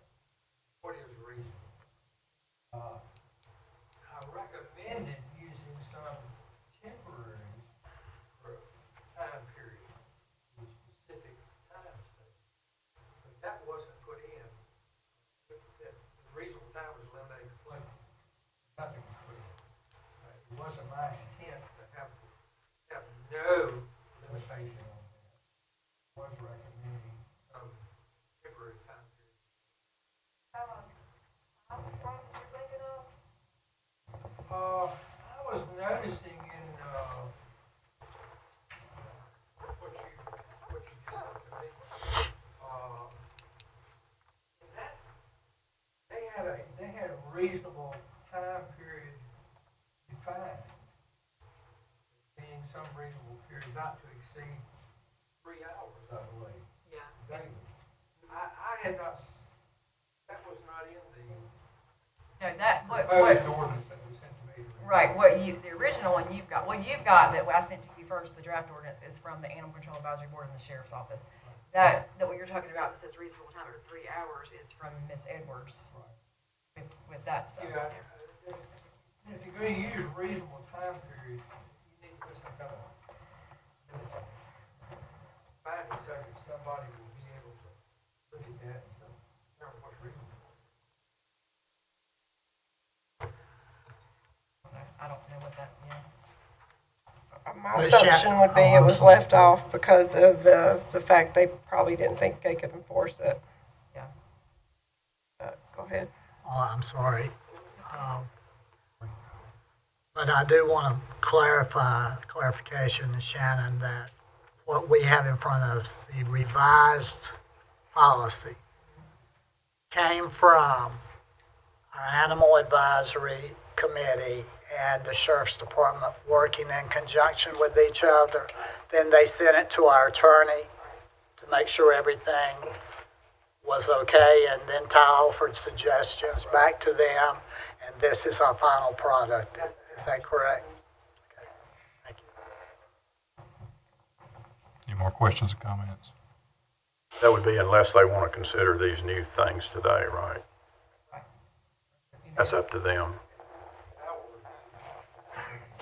Yeah, because that's, Miss Loy asked me to send that to you just to answer Ms. Edwards' questions of why were so many of the things taken out of that proposed ordinance that they had, of how much of that's not enforceable. Because some of it, like you say, when you start putting specific time limits on there, it's harder. Who's gonna enforce that 3-hour time period? Is somebody gonna drive by for 3 hours and make sure that, sometimes it gets a little difficult to pass something that you can't enforce. So that's just a review of that, just to see, to answer that question. But if you don't see any issue with adding the 1-inch part, that's something that could be probably fixed pretty quickly. But for someone that has a lot, none of this applies, right? Yeah, I got Like a a fenced-in dog. area. I don't have to apply to that.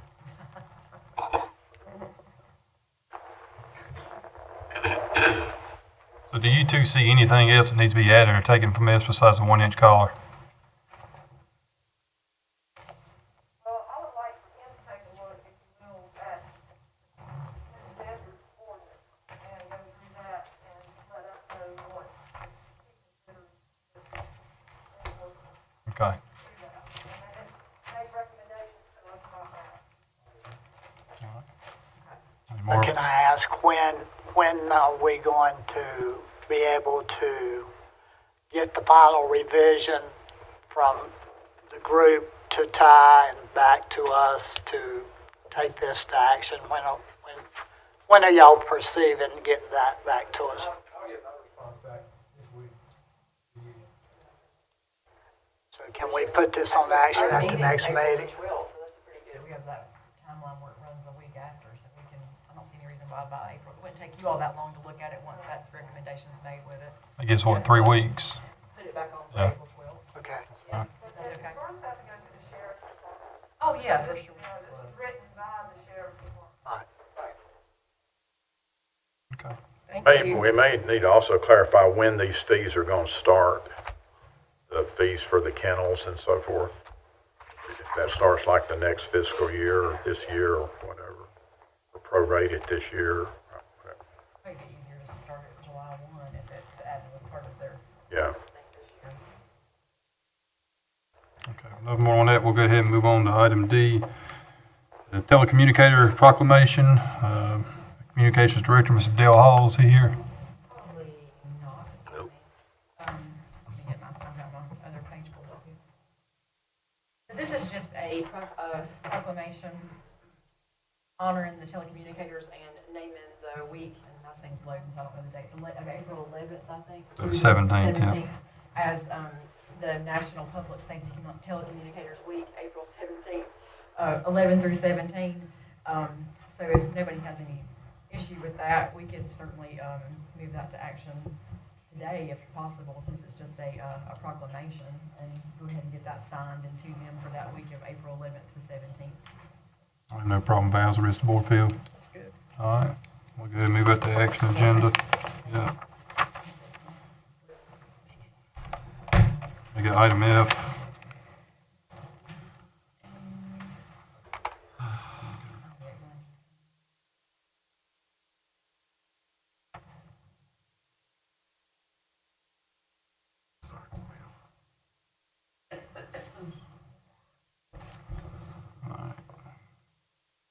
All right, move on to item E, landfill drain slope repair.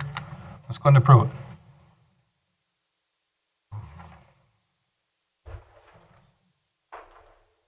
In your agenda packet, prior to Mark leaving, he kind of threw me under the bus on this day.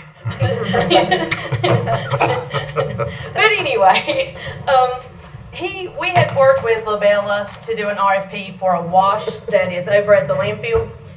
And he had actually put this in his budget, but did not budget enough. So I had sent it out to numerous people, posted on the website, but we only received one proposal back.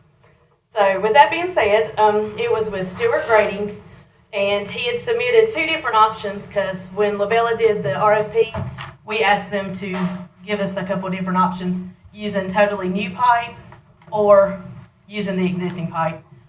I would like to ask for the new pipe. That way, hopefully, this will solve the problem of the wash and getting it taken care of. But with the board's permission, I would like to grant the awarded contract to him. And I spoke with Julia, and she said that there is enough in contingency, correct, to cover the difference that Mark did not budget, which the difference is $15,225. He had actually budgeted $30,000. So if you have any questions, I will try my best to answer. I've got one. You going first, Andy? I'll go ahead. Do you know why more people didn't propose or give you a proposal back? Are they just busy or what? No one actually, we only had two questions, and they were both from Adam. Mark actually had a couple people to call, and we actually sent them, even though it was posted on the website, I actually directly emailed them the RFP, so if they had any questions, but I truly do not know. I mean, a lot of them were people we had worked with before. A couple of them are ones that had actually, I think over the years, my understanding, they have actually repaired it before. So I really don't know. I don't know if it was the depth, because Labella did do a drawing of, what they felt needed to be done to keep the wash from happening. My understanding from Harry, the water is diverting to the side and under the pipe instead of going into the pipe. So they're going to try to make this pipe to where it actually will go in it. So I think they had to dig down, do some footings, things like that, to make it more secure. But I truly have no idea why no one else bid. Y'all have a Go with the new pipe if I was going to do it. So. Y'all have a list of contractors and they throughout the whole county who do different things that you would send it out to, or is it just posted for bid? Actually, I have a vendors list. Over the years, Danny had one, and then since I've been here, I've just added people that either we've used or they've called or anything to that nature. So this one I did send to like the grading contractors. I actually sent it, and if there's anybody anyone knows of that would like to be added to the list, they can email me or give me a call. I'll be glad to add them to our list of people that I automatically send it to. If the contractor's looking at that, is there certain types of insurance they having to carry for the SIP county bids? There is. There's certain. It's based on the job, which we usually will put it in our RFP for them. Okay. Any more questions Glenda, coming? do you need this moved to action today, or? Not necessarily. It can wait till the next meeting. We'll be fine. Thank you, Linda. I think I'm up next too. You are. Okay. I'll just stand here. The next one is actually the EMS department have 2 air track cameras that they're wanting to surplus. And Brandon we actually have 7 total, but we've been contacted by Davie County EMS, and they would like to purchase 2 of the cameras and supplies. These were replaced by the new GlideScope cameras, so they're actually surplus to us, but by formality, we have to do a resolution that we'll sell them to them. I would like to move this to action because I have to publish it for 10 days. So the quicker we can do that, the quicker we can surplus them to someone else that can use them. Questions, comments on this? No. I'm good with it. You said you did want this to move to action. If you could, because that way I could go ahead and get it published, and then we can take care of them getting the equipment. Okay. Thank you all. Thank you, Glenn. Thank you.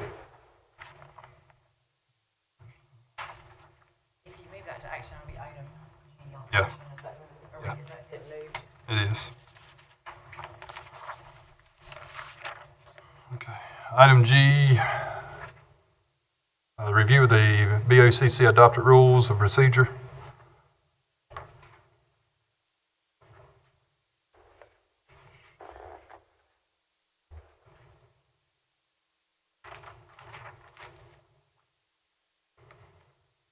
I'm trying to get it to pull up.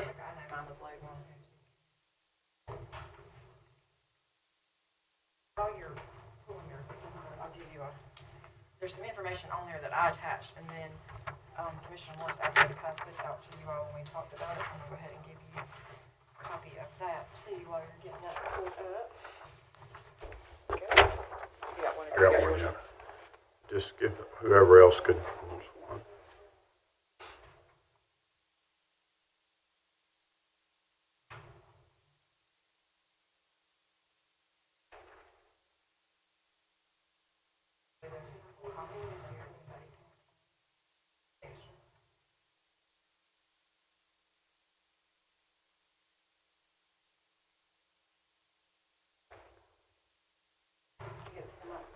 I did. I'm just sitting here reading the two proposals right here.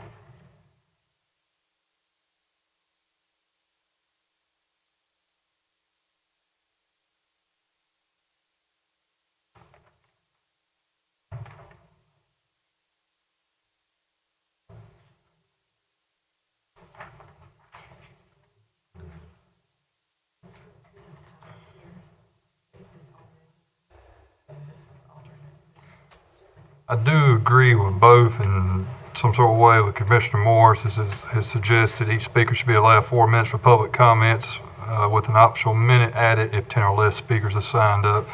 I do want to keep it right there in that 30-minute time frame, and I still would like to have it twice each commissioner's meeting. However, I am going to go with the part where ties, talking about the inappropriate gestures, insults, personal attacks, accusations, inflammatory language prohibited. And then also when it comes down to stuff that just the county itself does not handle. And one of those things is political party functions. We don't handle that. So if it's anything that the county commissioners don't pertain to, don't have nothing to do with, kind of refrain from that right there from happening at the opening comments. My comments on it, basically, the reason I did an alternate proposal is, first of all, I kind of think we're trying to fix a problem something that's not broken, but given that we're going to discuss it, I've for some time kind of been annoyed by the fact that everybody just gets 3 minutes and they're trying to jam it in, and half the time they don't get finished with what they want to say. So my proposal would be, instead of staying with 3 minutes, to go to 4 minutes, and if we have less than 10 people signed up, give them 5 minutes to talk. Because you really can't say much in 3 minutes of substance. And, you know, we sit up here and talk all night, so I don't understand why we couldn't allow the public to, you know, get a couple extra minutes to talk to us about things that they feel are really important. On the proposed amendment, and the one that Ty put together, to me it's just, first of all, is, you know, we're stepping on free speech again here, and are trying to, and First Amendment, and to me it's too restrictive, it's way too subjective. It's going to have, you know, one person up here making subjective decisions on what's appropriate or not appropriate for our constituents to come up here and tell us in public, and I just really think that should be very, very little restriction on what they say to us. And the idea of taking political and campaign speeches out, I mean, this is a political organization up here, so I don't want us determining what's political, what's not political. I don't see anything wrong with people that are interested in running for office coming up here and announcing it, or going to the King City Council or whoever, and letting people hear from them. I mean, it's difficult to communicate to the public when you're running for office, and it's very expensive to do that. And so anything we can do to facilitate that process, I don't see an issue with that. I took out things like like inappropriate gestures, personal attacks, inflammatory language. That's all in the eye of the beholder. I think you can make a pretty clear determination or objective determination about vulgar language and profanity and definitely physical threats toward a commissioner or any of the staff or whatsoever. But any of this stuff that gets subjective and somebody else is determining what my constituent can come and tell me, then there's no way I'm going to support that. If we adopted my version here, we'd have to rearrange the order of our agenda, because what I suggested here is that once the public comments have been delivered, that the commissioners could then, at their discretion, either comment or not comment on items that were discussed or presented during the public comments. And, I think that's probably kind of adds to the process. I think the school board's already decided to do that, so also do that. So I think that would be a pretty substantive change that would help the process a little bit. But anyway, I can't support all this stuff up here with, what's an inappropriate gesture? I mean, we know what some are, but what if somebody just goes like that while they're talking because they're kind of emotional, Is that an inappropriate gesture? I think something like that's pretty common sense. If somebody's emotional speaking and uses hand gestures, I don't think that's anything unless they use an inappropriate hand gesture. But however, this is a county commissioner meeting. We conduct county business, not political business. This is not Republican or Democrat, independent handled here. We don't need to know whenever Lucy smacks his cousin, they come up here and complain about it. That's not something we handle. So it needs to kind of stick to more of what county business is and moving forward. I would totally disagree. The people can come say anything they want to during their period, as far as I'm It's something we concerned. don't handle, nothing we can do about it. And as well say, if people have questions about stuff now, I know I get emails all the time, I get texts, I get phone calls, and if it's something that we don't handle, I set them in the right direction, would it be the sheriff's department or anything of that nature. So, I mean, as far as that right there, people reach out to us all the time. I think all of us are very transparent as far as reaching back out to the constituents there, but coming here, talking about stuff that we can't handle, can't do nothing about. That's a subjective determination about what we handle or don't handle. Therefore, I don't feel like restricting people's speech on what they say. I don't think that's subjective at all, because I think me and Wayne just went through the school of government, and it's pretty cut and dry what our role is and what we can and can't do as commissioners. And as far as the political thing goes, I've ran numerous times for offices, and I've never felt the need to come to any public body conducting business to announce I was going to run for office. This is not the place to do that. And That's your opinion. I know it is, but I'm just saying, what does it have to do with county business? I think the public comments should pertain to county business and things we can affect and not affect. That's a subjective determination about what we can and can't affect. No, I mean, it's pretty cut and Pretty clear what dry. a county commissioner I don't does. see it cut and dried at all. I see what we're trying to do here is like this board's tried to do before with me personally, trying to control speech. That's It's not it. It's about either Of course county it is. business. It's either about county business or not county business. Now, that's your opinion. My That's opinion not my is you're opinion, trying that's to a shut fact. down free speech. No, you're not trying to shut down free speech. Okay, well, y'all It's voted something- in then, but I'm telling you, my opinion Okay. is we're shutting down free speech. We're not by shutting trying down free because speech. somebody gets their feelings hurt by somebody that comes up and speaks, and that's ridiculous. It's not about hurting people's feelings. It's about publicly attacking people in a public forum. And I didn't sign up to be publicly attacked. They can write their letters in the Stokes News. They can personally email me. They can call me. They can come into my business, which they've done in front of clients, whatever they want to do. But it's not. This is not the right forum for people to personally attack us by using vulgar language and so forth, and not maintaining decorum. This is just not the place for that. No, I disagree. They can personally attack me all they want to. They can meet As you. long I as just they said don't that. physically threaten me.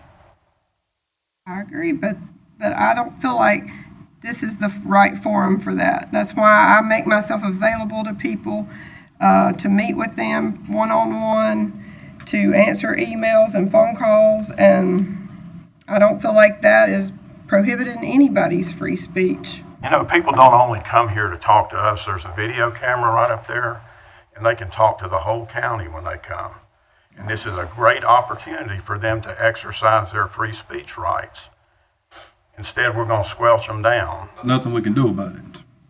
And I mean, get back to where you say somebody can come personally attack you all you want to. And I did take charge and remove this person from the meeting, but somebody said something to you and you told them to hush, they don't talk to you. So, I mean, you know, this is kind of getting back. So is it okay to restrict some, but not all? But I mean, the only thing we're trying to do is set, you know, rules that this right here is for county business.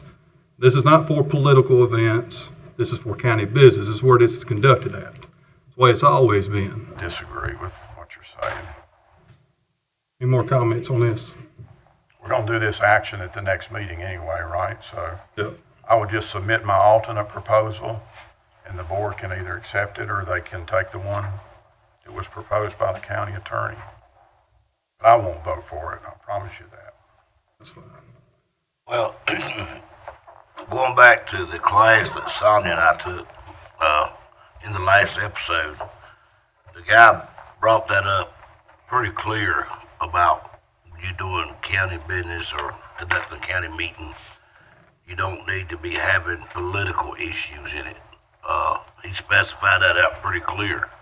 He said it could cause a lot of problems in your meetings and stuff like that. But, you know, I'm going to still think about it. But, you know, just coming out of that class, I know what the guy from the state said. So that was one of his big recommendations. We're a political body. Right. I understand that. Last time I checked. Mr. Reno, you have anything to say? No, I've read these two, and I know which way I'll go. Okay. All right. Can I say one thing? Yeah. There's since we have the rules of procedure pulled up and we're looking at them, kind of, I know we're just looking at public comments mostly, but can I make just like, these are not really major things, but a few things that we might want to consider changing if we're going to amend this document, just for time's sake, when we're doing it. If you look on page 4, under number 3, where it says the Board of Commissioners were to conduct the business here in this chambers, that you would consider different invitations to meet at different places throughout the county.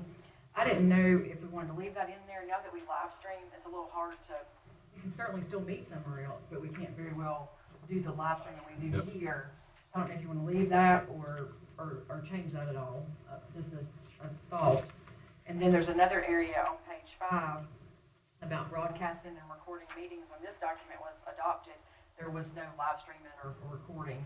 So I think we probably should add an item C in there that all open portions of regular special meetings, budget meetings, public hearings will be live streamed and archived, just to add it to this policy so it says exactly what we're doing there.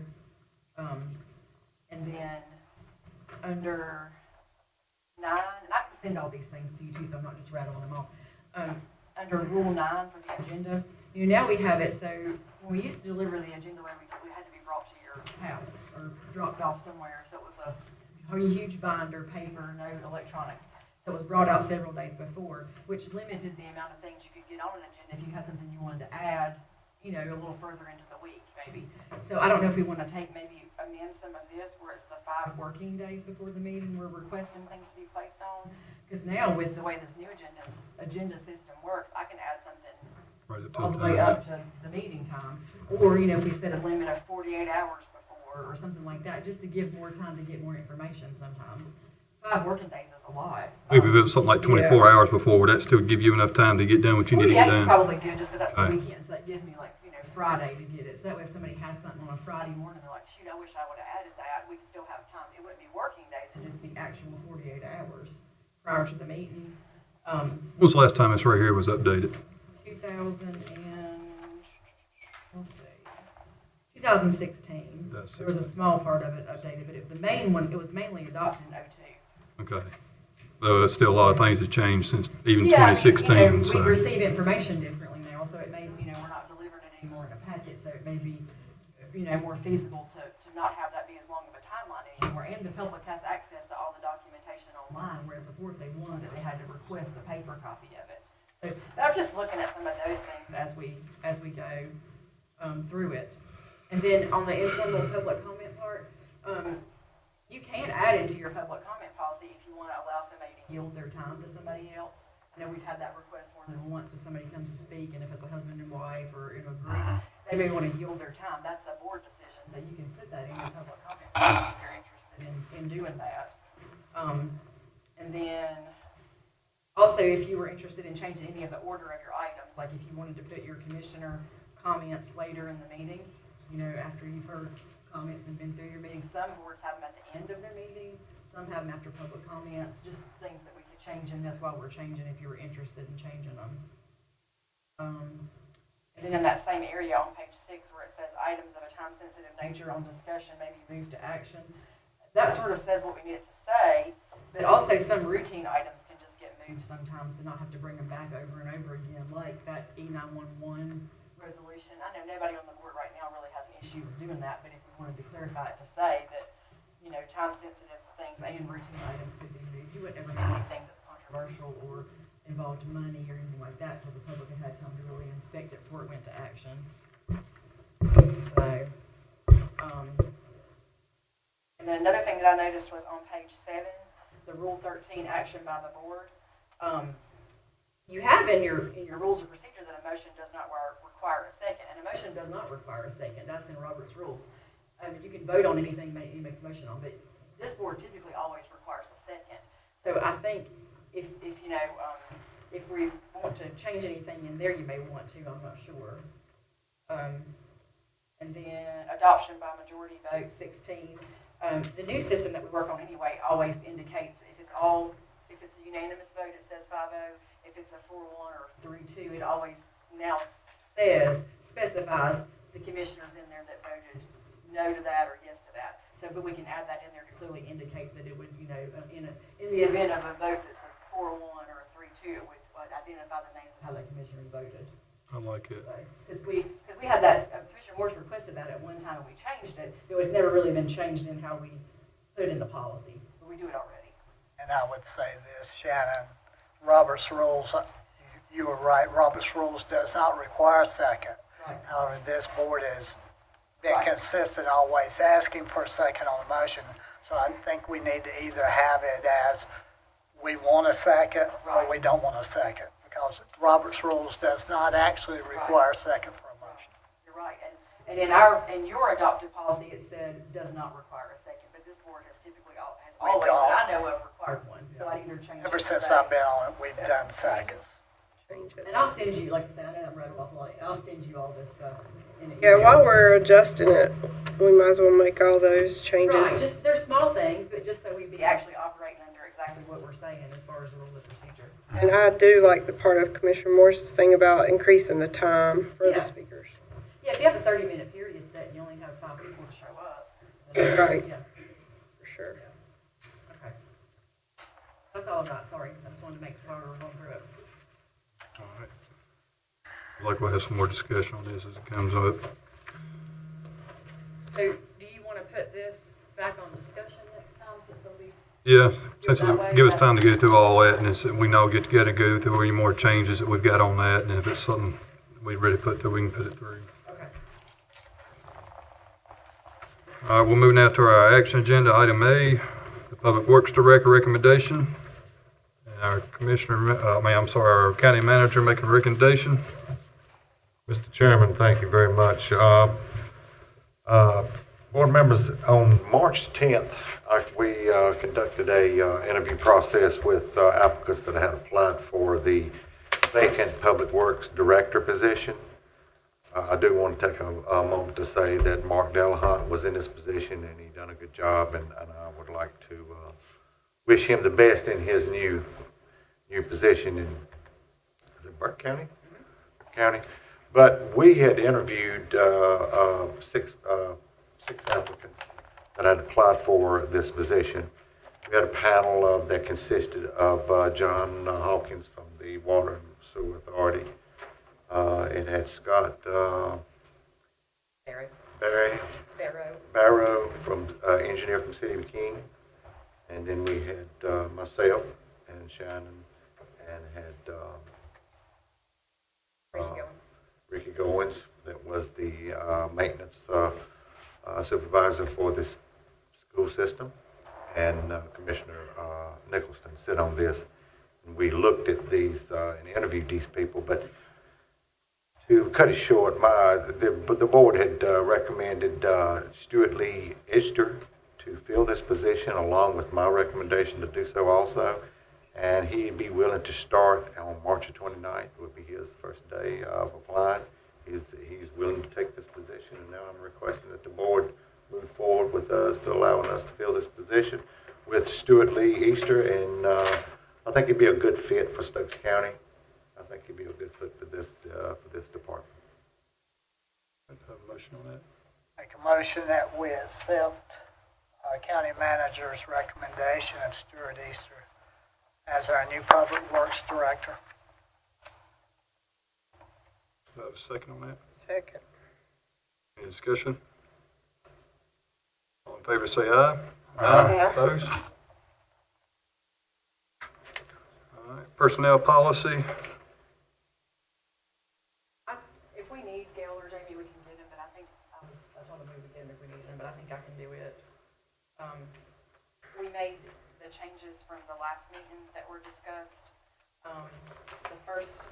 The one change being on page 11 of the revised policy.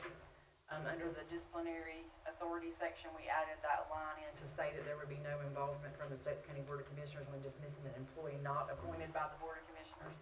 That was one request that was asked to be changed, and we changed that. And then we also updated, here's slow today, my internet wants to keep going out. There was one part under the audits that we did leave the same, that I sent you some information out about, that we had to change that back to say that the Board of Commissioners would receive that from IT if there was, in the event of a substantial issue. It would be handled, by them and the county manager if at all possible, but deficiencies of a significant nature would be reported back to the board. So that's there. And then there was one other change that I'm trying to find. Did anybody else have anything else that they wanted to see or didn't get changed, or something you found when you were looking over this again? While we're thinking about it, I know we've looked at it 15 times. I'm just. Had a lot of information in there concerning the concealed carry. We changed all that, yeah. When you all looked at the Rockingham County policy, we just word for word literally put in that concealed carry policy in there with government employees. That was the third thing. Thank you. Looks good. With that, do we have a If there's motion? not any other questions, Mr. Chairman, I make a motion that we approve the personnel policy as presented today. All right, thank you, sir. Second. Any discussion? All in favor say aye. Aye. Opposed? All right. Item C, Board of Adjustment appointments.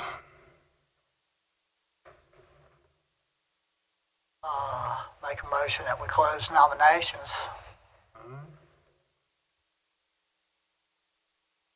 Second. Any discussion? All in favor say aye. Aye.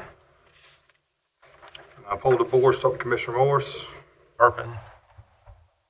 Are we going down all four, just Turpin? Having on just Yeah, all four of them. That's what I thought. Yeah. We need to. I'm good with all four of them. I agree with all four. Agree with all four. I agree with all four. All four it is.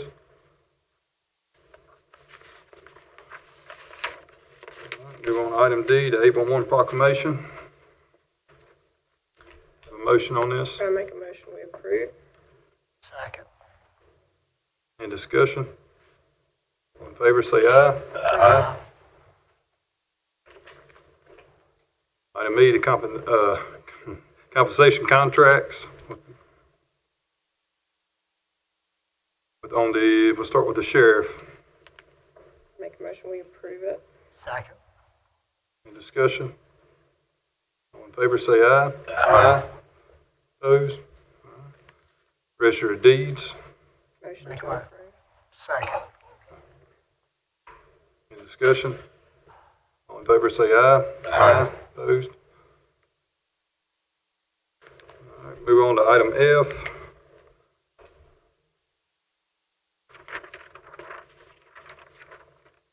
It's the telecommunicator proclamation. So a motion on this. Motion to approve. Second. Any discussion? All in favor, say aye. Aye. And then last is the resolution on the camera and supplies. Make a motion to approve. Second. Discussion? All in favor, say aye. Aye. Opposed? Shannon, if you would, please read the rationale for closed session.